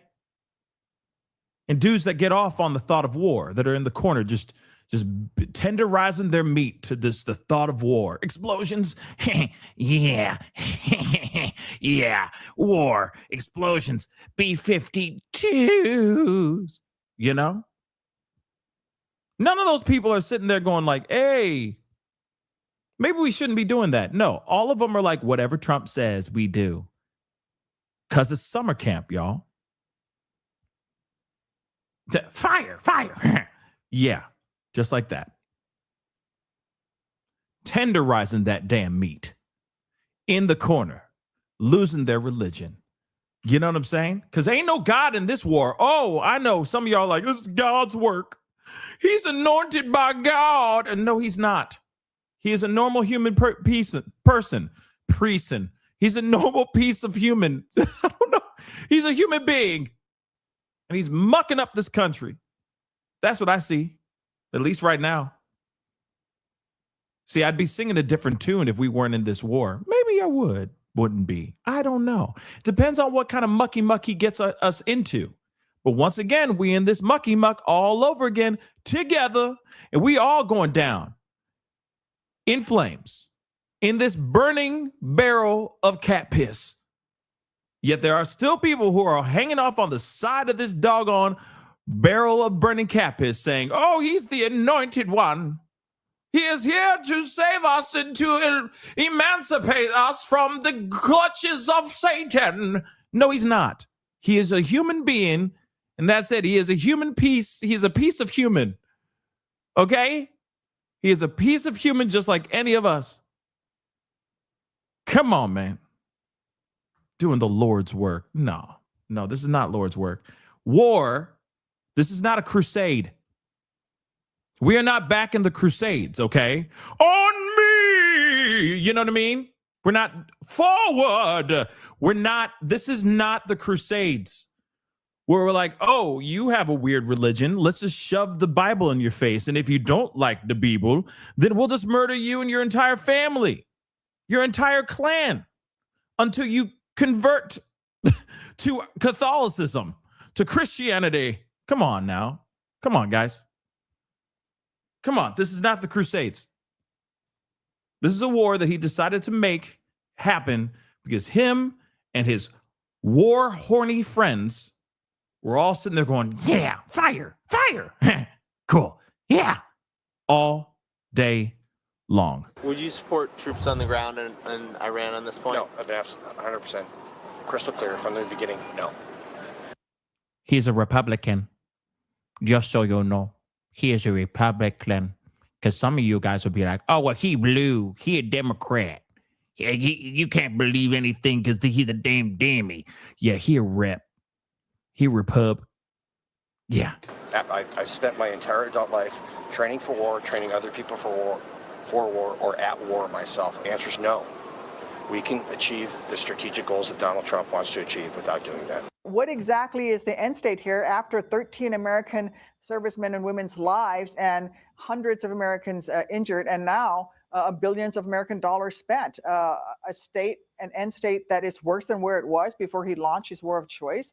This is an unnecessary, it's an incoherent war that Trump cannot articulate a justification for. Let me remind you, this is CBS, just so you know. Crazy, right? They're kind of going off the beaten path, if you ask me. Because I know other people be like, I can't believe you watch CBS. You know, it's called CBS for a reason, bro. And I get it.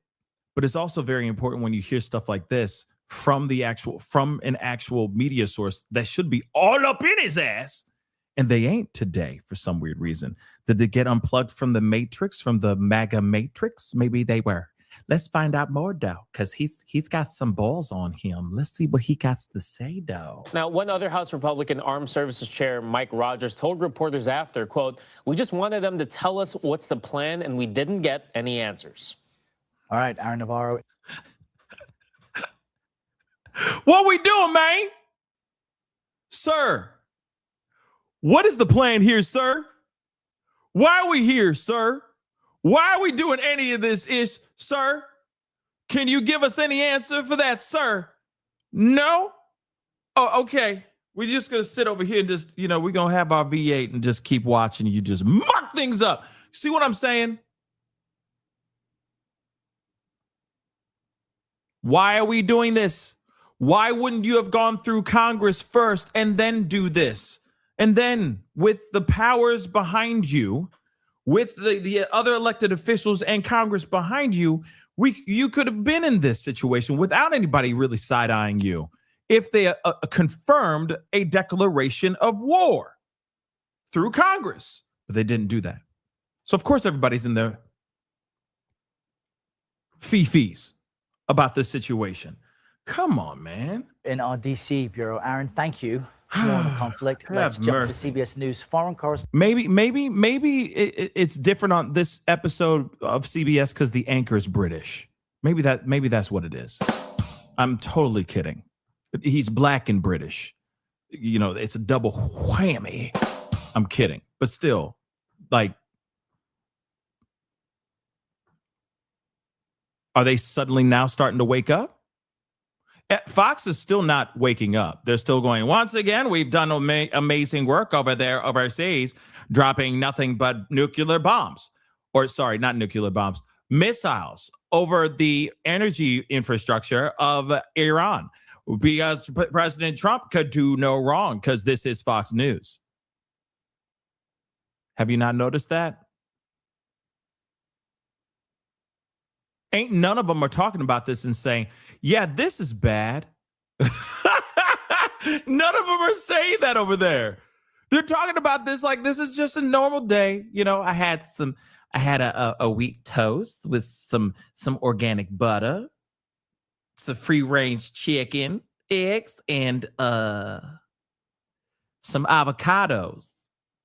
It was a wonderful dish. What did you have today? You know what I'm saying? They're just talking like this is normal. Like war is a normal thing. Huh. Remy Inocencio, he's tracking it all from our London newsroom. So, Remy, good morning. Great to see you again.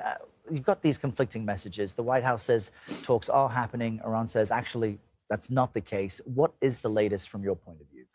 Absolutely. And before we get to that, Errol, just some breaking news I want to bring to you. We're just getting this right now, that Israel says that the commander of Iran's Navy has now been eliminated. His name is Ali Reza Tangsiri, and we're hearing from the defense minister, Israel's defense minister, Israel Katz, saying that he was responsible for the bombing and the blocking of the Strait of Hormuz. Of course, as we've been saying, hugely important for the flow of oil around the world. They say that he has been, quote, his words, blown up, and that he was targeted in the Iranian port city of Bandar Abbas, meeting with senior commanders there. Kat saying that this is a clear message to all people in the Iranian terrorist organization that the IDF will hunt you down. So that is the latest in terms of what we know in the fighting. We know also that Israel has been reporting more barrages of missiles all morning. At last count, we saw 6 so far, booms over Jerusalem, sirens over Tel Aviv, and Iran has also been firing missiles and drones at its neighbors, missiles alerts in Dubai and Bahrain. and air defenses in Saudi Arabia, Kuwait, and the UAE. So another. So there. Okay. So one, Iranian naval, an Iranian naval like high, top brass leader has lost his life due to from a strike. This is what Israel is saying. But also, Iran is now starting to strike Israel's civilians. That's also something I've been hearing as well. But I think Israel's also doing the same doggone thing too. So they're just keep throwing missiles back and forth at each other. Just totally normal. Just a normal, good old fashioned day. President in the history of. Here we go. Just a normal thing that we've been hearing as of late. Trump is holding this press conference. I can't watch the whole doggone thing this morning, but I will share what is going on so far. Hold on. Let me just pull this up so we can hear this. Let us rock and freaking roll. Popular senator, very effective senator. Effective probably being the more important word, JD, don't you think? Yes, sir. And we wish you a lot of luck. Thank you. I think you do fantastically well. Congratulations to you. We'll see how he An does. Amazing family that were here yesterday in the Oval, sworn in. His family's amazing. So thank you very much. We're now on day 41 of the disgraceful Democrat shutdown of Mark Wayne's department. Congratulations. You came into a department that shut down. Can I just say something really quick? It's both sides doing this, by the way. They can't come to an agreement. It's not just Democrats, it's also Republicans. That's it.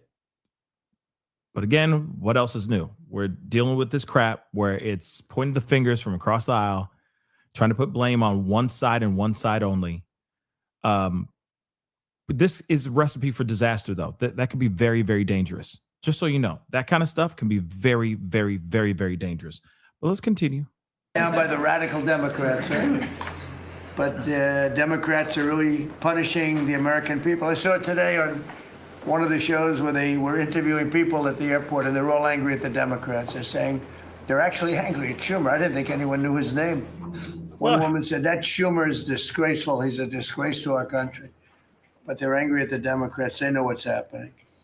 But they're punishing the American people, including travelers at airports, all in the quest to return to open borders and give amnesty to illegal alien criminals. They want to give amnesty to some of the criminals that came into our country, just about all of them, actually, if you look at it. They love sanctuary cities, which is a sanctuary for criminals. They want to make sure they're taken care of. That's what we're fighting about. That's really what they're fighting. They don't talk about that, but that's what they're fighting about. They want to protect criminals. In many cases, 11,888 murders. Many of them, I will say, are gone now because of us. We got them out. But still have some left. Should have never happened, should have never been allowed to come into our country. But we're not going to let it happen. We're not going to let the Democrats get away with this stuff, and people are wise to them. So they need to end the shutdown immediately, or we'll have to take some very drastic measures. This morning, I want to give an update on the Operation Epic Fury, which is an appropriate name because we are absolutely obliterating them. Over the past 3 weeks, we've been hitting Iran's military capabilities at a level that few people have ever seen before. People never knew there was such a capability. We're the strongest military anywhere in the world by far.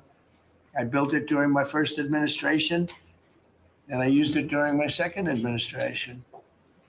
Unfortunately, because I'd rather not have to use it. But it's a display of force and precision and skill like nothing the world has really witnessed, although you get a pretty good witnessing of it in Venezuela also. And that was a smaller version of what we're doing now. We're crushing their missiles and drone stockpiles, destroying their defense industrial base.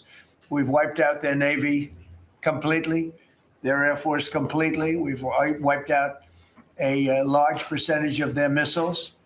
And the missile launchers, without the launchers, the missiles don't do any good. And we've knocked out probably close to 90% of the launchers, probably more than 90% of the missiles themselves. Between some they fired and more than they fired, we knocked out. We've also destroyed A lot of the factories, we're continuing to do that, but a lot of the factories where they manufacture the drones and the missiles, the drones too are way down. But the reason they're down is they go one way and they don't come back, because for the most part we're shooting them down. But we also are able to, we've really done tremendous damage to the places where they make them. And just so we set the record straight, because I've been watching the Wall Street Journal's fake news and all these stories that get printed like, oh, I want to make a deal. They are begging to make a deal, not me. They're begging to make a deal. And anybody that saw what was happening over there would understand why they want to make a deal. But they say, oh, we're not talking to them. Anybody would know that. And only a total fool. And they're not fools. They're very smart, actually, in a certain way. And they're great negotiators. I say they're lousy fighters, but they're great negotiators. And they are begging to work out a deal. I don't know if we'll be able to do that. I don't know if we're willing to do that. They should have done that 4 weeks ago. They should have done it 2 years ago. Or they should have done it when we first came into office, because 2 years ago they had free reign under Biden. Sleepy Joe, worst president in the history of our country. What he allowed to happen to our country at the borders, and even with a thing like this. But not just him. Every president for 47 years, every president should have done this. They should have done it a long time ago, because you cannot give lunatics a nuclear weapon, and they would have had a big one. It stopped really when we did the B-2, but even before that, the Barack Hussein Obama, what he did where he gave them the Iran nuclear deal, gave them free will toward a nuclear weapon. Basically, he chose Iran over Israel and others that didn't want him to do it. But I terminated that deal. Had I not terminated that deal, you would have had a nuclear weapon years ago, and it would have been used, guaranteed. And one of the reasons you know about the guarantee is because their neighbors were sort of like bystanders. They weren't involved very much. They didn't choose heavy sides. They didn't want to, because people were concerned with Iran. There was a big black cloud over the Middle East. They were concerned, but all of a sudden the war starts, and they start shooting at these five, in particular, 5 countries. They start shooting at Qatar, Saudi Arabia, UAE, Kuwait, Oman. They start shooting at them, and everybody was shocked, including us. You know why? Because they're sick, and they had a plan to take over the Middle East. And some of those missiles that were shot at them were locked long before we even started this process. They were locked and loaded and aimed at those countries. They wanted to take over the Middle East, but we happened to come along, so it wasn't so easy. So right now their Navy is sunk in the largest elimination of a foreign Navy that has taken place, maybe ever, but certainly since World War II. Their Air Force is gone. Their anti-aircraft and communications capabilities are totally dismantled. And one of the problems they do have when they deal with us is we deal with people, and that people aren't able to communicate with anybody else. So, you know, because all of their leadership has been gone. The first level is gone, and they met to pick a new level, and they're gone. They're all gone because they didn't make a deal, and because they're sick people. They're really sick. They're really sinister, sick people. And if anybody thinks it was okay to have a group of people like this to have nuclear capability, nuclear weapons, and if we didn't attack with the B-2 bombers, they would have had a nuclear weapon within 2 weeks of that, maybe 4 weeks. But between 2 and 4 weeks, they were planning to have a nuclear weapon. If we didn't hit them at that time with the B-2 bombers, and one of the great air raids in history, maybe the greatest, dark at night, no moon, no light, every single bomb hit its mark and just obliterated that place. So it's now buried deep under earth. And it was an amazing thing, but they would have a nuclear, and they would have used it without question. And you know that because why did they shoot all these countries that weren't even really involved with them? They weren't involved. They had no big problems because they're sick, because they want to take over the Middle East, not just Israel.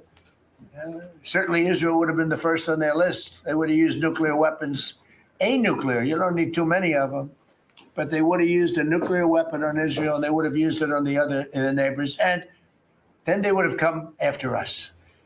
And if we had a weak president, they would have done great damage. But fortunately, you don't have a weak president. I knew what was happening. And I think we've been proven right. You know, they took one missile, went 2,500 miles. They supposedly didn't have a missile like that. They had no missile with that capability. But they shot the now famous Ireland, the island that the UK was very afraid to give us because they didn't want to get dragged in. But we don't want to get dragged into their wars either. You know, it's one thing we're very disappointed. I'll say it publicly. We're very disappointed with NATO because NATO has done absolutely nothing. And I've always said 25 years ago, I mean, I was somebody that wasn't a politician, but I was always involved in politics and I understood politics. I said 25 years ago that NATO's a paper tiger, but more importantly, that we'll come to their rescue, but they will never come to ours. And I want you to remember that we said this. They didn't come to our rescue. Now they all want to help. When they're annihilated, the other side is annihilated. They said, we'd love to send ships. They actually made a statement, a couple of them, that we want to get involved when the war is over. No, it's supposed to get involved when the war's beginning or even before it begins. We had the UK say that we'll send, this is 3 weeks ago, we'll send our aircraft carriers, which aren't the best aircraft carriers, by the way. They're toys compared to what we have. But we'll send our aircraft carrier when the war is over. I said, oh, that's wonderful. Thank you very much. Don't bother. We don't need it. And we don't need it. And we don't need them. We estimated it would take approximately 4 to 6 weeks to achieve our mission. And we're way ahead of schedule. If you look at what we've done in terms of the destruction of that country, I mean, we're way ahead. Think of it. They have no Navy. And they had good ships. 154 ships have been shot down and are resting very nicely at the bottom of the sea. And we did that in a matter of less than a week. Because we have the greatest military in the world by far, nobody even close. So we estimated it would take approximately 4 to 6 weeks to achieve our mission. 26 days in, we're extremely, really a lot ahead of schedule. The Iranian regime is now admitting to itself that they have been decisively defeated. They're saying to people, this is a disaster. They know it. That's why they're talking to us. And they wouldn't talk otherwise. But they're talking to us because they've got a disaster in their hands. They're defeated. They can't make a comeback. We're free to roam over their cities and towns and destroy all of their crazy nuclear weapons and missiles and drones that they're building. And we're doing that. They now have a chance to make a deal, but that's up to them. And they'll tell you, we're not negotiating. We will not negotiate. Of course they're negotiating. They've been obliterated. Who wouldn't negotiate? They are begging to make a deal. We'll see if we can make the right deal. And if they make the right deal, then the strait will open up. Hormuz Strait will open up. And even now, we don't know if there are any mines. You know, they have 22 they call mine droppers. Think of it. Who would have 22 mine droppers? This is a boat that drops mines. Who has 22 mine droppers? Except for people with very evil intention. So every one of those mine droppers has been struck with the same weapon we used to stop drugs from coming into the United States of America. When we hit those boats, it's the exact same weapon, extremely effective. We have unlimited supplies and extremely effective. But they have no more mine droppers. By the way, speaking of drugs, we're 98% down drugs coming in by water, by the ocean, by the sea. 98%. And we're trying to find out who are the 2% because we think they're the bravest men anywhere in the world. Maybe women. But whoever's on those boats is very brave or doesn't watch television. But where drugs coming in by sea, coming in by water, are 98% down. And now we'll stop the drugs coming in by land. The land is the easy one. You had to stop the water. A lot of it came into the water. Now it's all pinched. And these people are trying to come in by land. And we will, that's it. That's the easy one. But we had to take care of the water first. Nobody's coming in. Virtually nothing is coming in anymore. It was hundreds of millions of dollars a week were coming in by water. But they now have the chance, that is Iran, to permanently abandon their nuclear ambitions and to chart a new path forward. We'll see if they want to do it. If they don't, we're their worst nightmare. In the meantime, we'll just keep blowing them away, unimpeded, unstopped. Well, there's not a thing they can do about it. They can't do anything about it, you know? I tell you, if they could, you'd be hearing about it. You'd be hearing about it. You don't hear anything about it. They can't shoot our jets. We have the best military equipment in the world. No, not even a contest. You see that with Venezuela. They had other equipment. They didn't have ours. It didn't work. Didn't work. Think of it. We did the situation in Venezuela. It was a great military operation, getting a very, very dangerous man who's killed a lot of people, forced people into our country. Incredible. He emptied his prisons in Venezuela, emptied his prisons into our country. And I hope that charge will be brought at some point, because that was a big charge that hasn't been brought yet. It should be brought. He emptied his prisons into our country and was a major purveyor of drugs coming into our country. And he's now been captured and, I guess be given a fair trial. But I would imagine there are other trials coming, because they've really sued him just in a fraction of the kind of things that he's done. Other cases are going to be brought, as you probably know. In the meantime, with Iran, we're going to keep doing what we've been doing. And nobody's a match for the United States, but they're not a match for the United States. It's small potatoes. That's why I'm so disappointed in NATO, because this was a test for NATO. This was a test. You can help us. You don't have to. But if you don't if you don't do that, we're going to remember. Just remember this in a number of months from now. Remember my statements. They have an expression, a great expression: never forget. Never forget. So as we end threats to America abroad, we're focused here at home on building the greatest economy in the history of the world. Now, before this started, the Dow hit 50,000. The S&P hit 7,000. Both of those achievements were not achievable. Every one of you, most of you, I guess, said you'll never hit 50,000 during a 4-year period because it was too high a number. Well, we hit it in our first year. And I said, well, now we have to take an excursion to Iran and we have to stop this maniac who's no longer with us. The supreme leader wasn't so supreme, no longer with us. It's very sad. But we have to stop him from blowing up the world, blowing up the Middle East, and blowing up our country. And we did that. And frankly, I thought the oil prices would go up more, and I thought the stock market would go down more. Hasn't been nearly as severe as I thought. I think they have confidence in maybe the American president and maybe the people sitting around this table. But Americans filing their taxes this year are receiving record-setting refunds. It's been a very big story. Well, it should be a big story. I don't think you write about it that much, but I speak about it. I speak about it because if I speak about it, at least people hear. You don't write about it.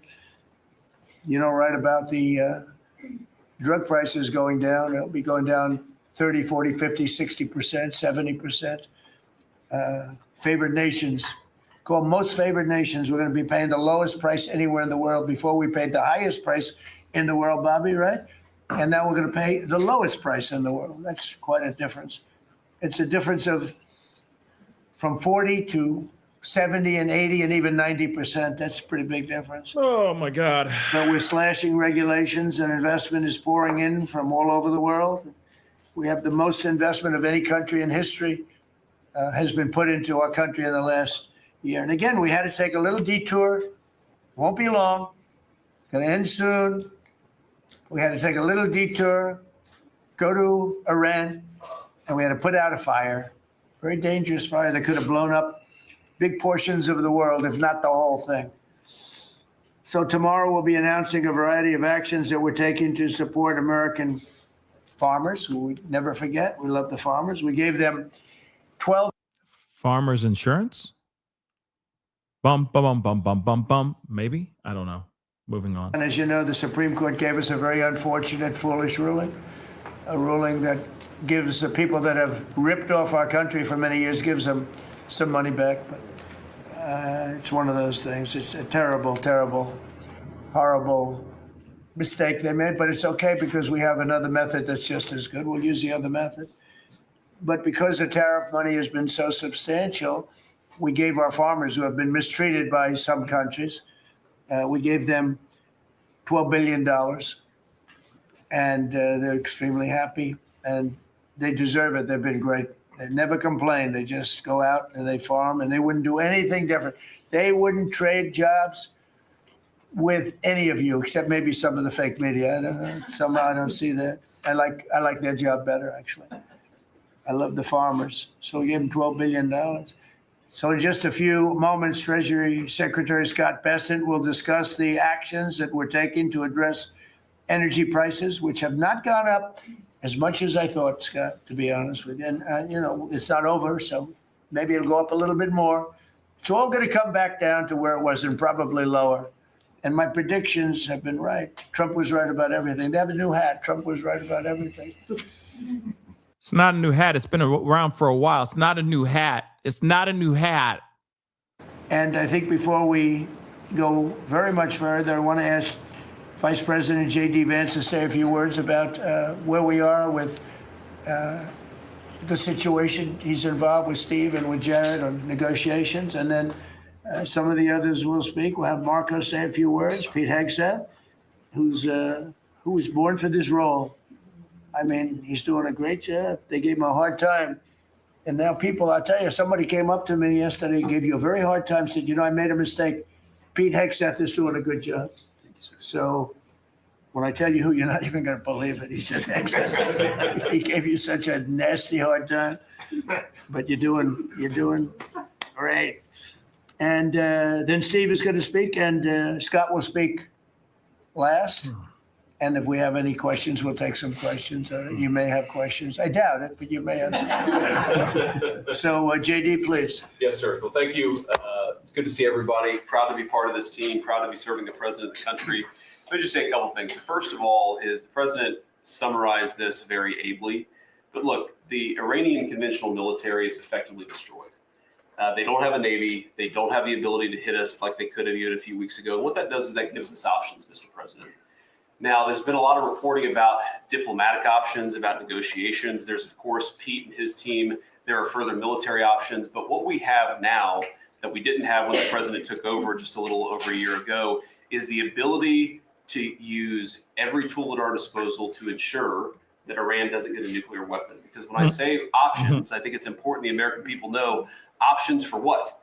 And it's options to ensure that Iran never has a nuclear weapon. You talk about people who walk into a crowded supermarket and have a vest on, and they blow up the vest and a couple of people get killed, and that's a terrible tragedy. What happens when what's on the vest is not something that can kill a couple of people, but can kill many, many tens of thousands of people? That is the most important American national security objective that exists for any administration at any time, is you don't want the worst people in the world to have a nuclear weapon. That's why the president is doing this. That's why the president cares so much about this particular issue. I'll let Steve talk a little bit about the details of the negotiation. But the last thing I'll say before I turn it over to Marco is I'm very mindful, of course, that we have a lot of folks overseas fighting very ably for the United States of America. I know Pete and the whole team, we're very proud of them, but they're fighting at a time where we are about to enter as Christians the most important week of the Christian calendar, the Holy Week that celebrates the return of Jesus Christ to Jerusalem. And so I want to say to all. You realize, I didn't realize this until just now, because yes, Easter Sunday is coming. It's not this coming weekend, but it's the following weekend. Do you realize that's not good, right? Let me explain. So Ayatollah Khamenei Senior, all right?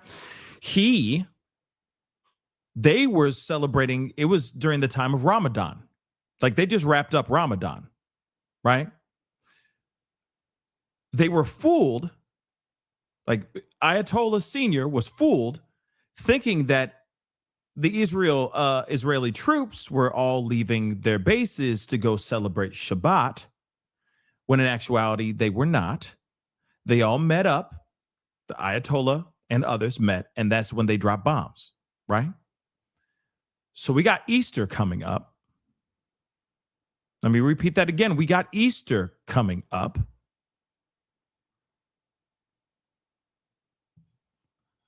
This could very well be a recipe for disaster.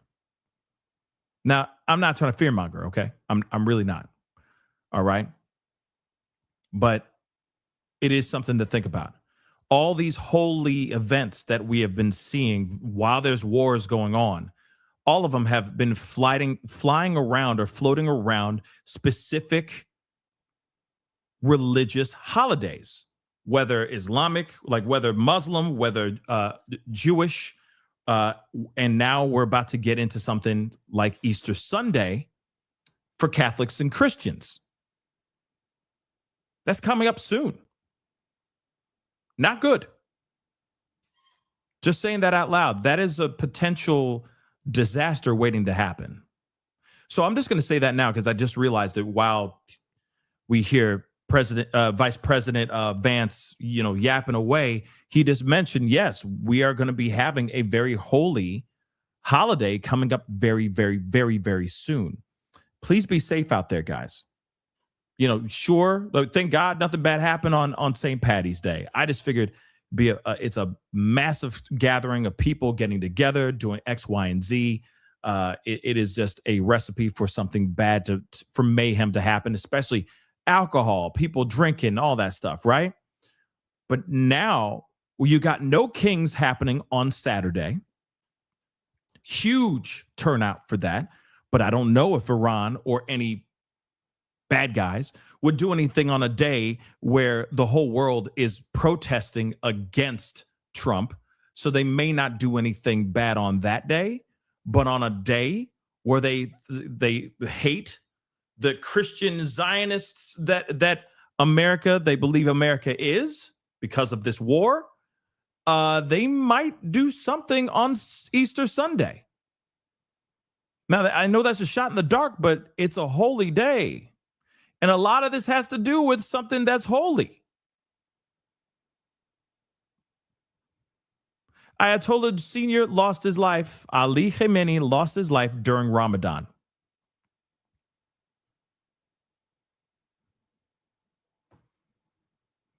What are the chances here, guys? So all I can say is just keep your heads on a swivel on Easter Sunday. I'll remind you guys, because obviously this war ain't over yet, and we are still going to be covering the war, okay? Because the war is still going on. But I can't play any more of this because unfortunately I got to wrap up here. But man, just saying, we had holy days. That's what sparked. The war was sparked off during holy days, okay, in Iran. We have this whole holy day coming up in another week from now. It could be something bad, or nothing could happen. I just say keep your heads on a swivel. Tyler, thank you so much for being a member for the past over 3 years. Wow, that's a long time, man. Thank you so much. I can't see any of what's happening right now ending up good, but thanks for the reporting and updates as always. Of course. Thank you so much. Star Fury. And yeah, I don't see any of this ending good as well. But we'll see. Unless out of nowhere Trump goes, we're done and we leave. That's, I think, what we're all waiting for, right? But we'll see. Star Fury, thank you so much for the love. I appreciate it. Lies. Those who work with for the government during the furlough last year and took out their retirement pay to pay bills now owe taxes because we were penalized for taking out our retirement or TSP early to pay bills. I know. That is insane. So as much as you think you're trying to save, you're trying to do whatever you can to, you're robbing Peter to pay Paul, that kind of thing, right? Now you are still, no matter what, you still owe money from doing stuff like that. Right? Moving money around just so you can stay afloat. That's just stupid. Again, TSA they're losing their minds over there, guys. It's bad. Some people are donating blood. There are people that are going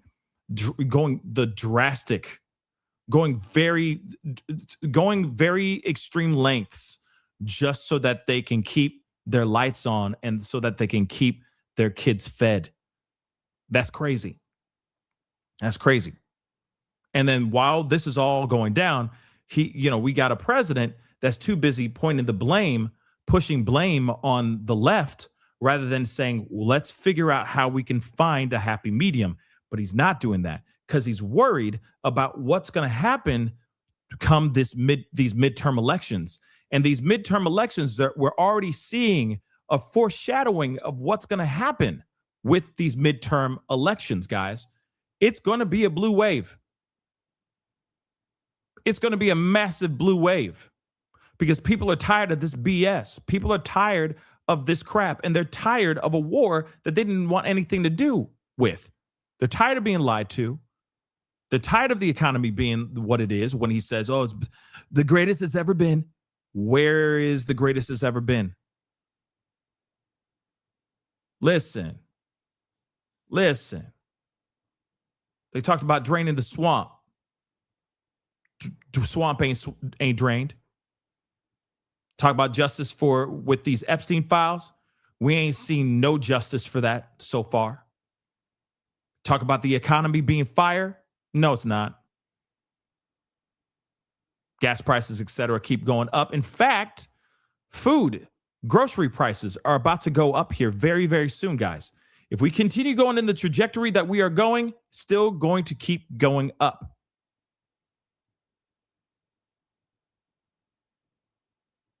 No wars. We're in a war. That he declines to say it's a war, but he still says war in his rhetoric as well. So what is it?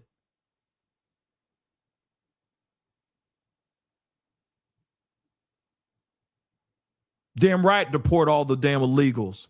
Now, farmers are having a hard time keeping afloat, keeping their business going, being able to grow crop and all that because all of the illegals have been detained and thrown out. So where's this we are great? Where's this America great? Are we great yet? And that's just the tip of the iceberg. That's just the tip of the iceberg of everybody being like, damn right, get them illegals, drain the swamp, no wars, he's going to be nothing but peace, the gas prices and the economy is going to be amazing. All these things that they were saying that's what I'm voting him for. He's doing the exact opposite right now, guys. So y'all should be pissed. Y'all hardcore Republicans, y'all hardcore MAGA individuals that voted for him for that specific reason. None of those things are true. Swamp not drained. Epstein files not fully out. No justice for those Epstein victims. Not one bit of justice. None.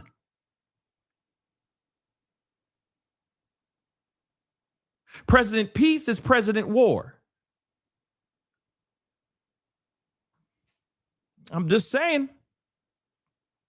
Sorry, I'm just pointing out facts. And that's just the tip of the iceberg of the thing. Supermate, thank you so much for the super sticker. I appreciate it. Thank you so much. Ride the guy, what's up? Thank you so much. Wouldn't be surprised if the sleeper cells make their presence known on Easter Sunday. Exactly. That's exactly what I'm talking about. And that's why I'm like, ooh, everybody be very wary. There are a lot of people in churches. Yes, that's the thing I'm worried about as well. So that's why I'm saying out loud, and maybe I need a fearmonger right now, so that maybe people who are watching the show, maybe church people, our priests, our pastors, etc., bulk up the hell out of their security for Easter Sunday. Think about the holy day. You don't think that they can make a very strong statement on a holy day that they believe is the devil's work, for example, is tyrannical in their own way? They scream death to America, right? And all that. Wouldn't Christianity, our Christian faiths, our Catholic faith, Wouldn't that be a perfect opportunity to really make that statement loud and clear? Yes, I know. Yes, church is in your heart. Okay, church is in your heart. It is inside yourself. Okay, church is in here. Church is under a tree. Church is out in the middle of the field. It doesn't matter. It's in your heart. Absolutely. But I'm talking about the brick and mortars that you go and tithe in, that you have your baptisms in, you have your weddings, your funerals, you have all those stuff. For those of y'all who are Catholic, you have your confirmations. I think that's what they call it. Long time since I said that, right? You have all those act of reconciliation and all that stuff, right? They could use that as an opportunity to hit those places. So all I'm saying is pastors, etc. Because yes, some churches, well, a lot of churches, it's the biggest event. It's Christmas and Easter. Christ is risen and Christ was born, right? For Christmas. But Easter is a very, very big event. Most of everybody goes in and the place is packed. So this is the time where I say, hey, all you pastors out there, you better get that security on point. Or for those of y'all who are a little weary, just watch church from your phone online and keep it safe. But Easter Sunday is a real thing. It is going to be going down. Just, I say, please be safe out there, guys. But, we'll be talking way before that. Okay. And I am definitely going to be going down. I'm going to do my damnedest to get down there and wherever No King's Day is happening, I'm going to try to get down there and cover some of that for sure. Just so you know. But guys, I got to wrap up. Unfortunately, that is the show. I appreciate all y'all for being here. Really means a lot. Please do me a solid. Before you head out, hit that like button down below. Crush it, do what it do. Hit that reaction button if you're watching on these other platforms. If you are watching on these other platforms like Facebook, X, Twitter, Instagram, TikTok, Rumble, Twitch, Kick, make sure you hit that follow button on that platform. Subscribe here on my YouTube channel. Subscribe, please and thank you. That would be awesome. Hit that join button down, or hit that notification bell, set it to all so you know whenever I go live, whenever I upload. Hit that hit that join button down below, become a member. Please and thank you.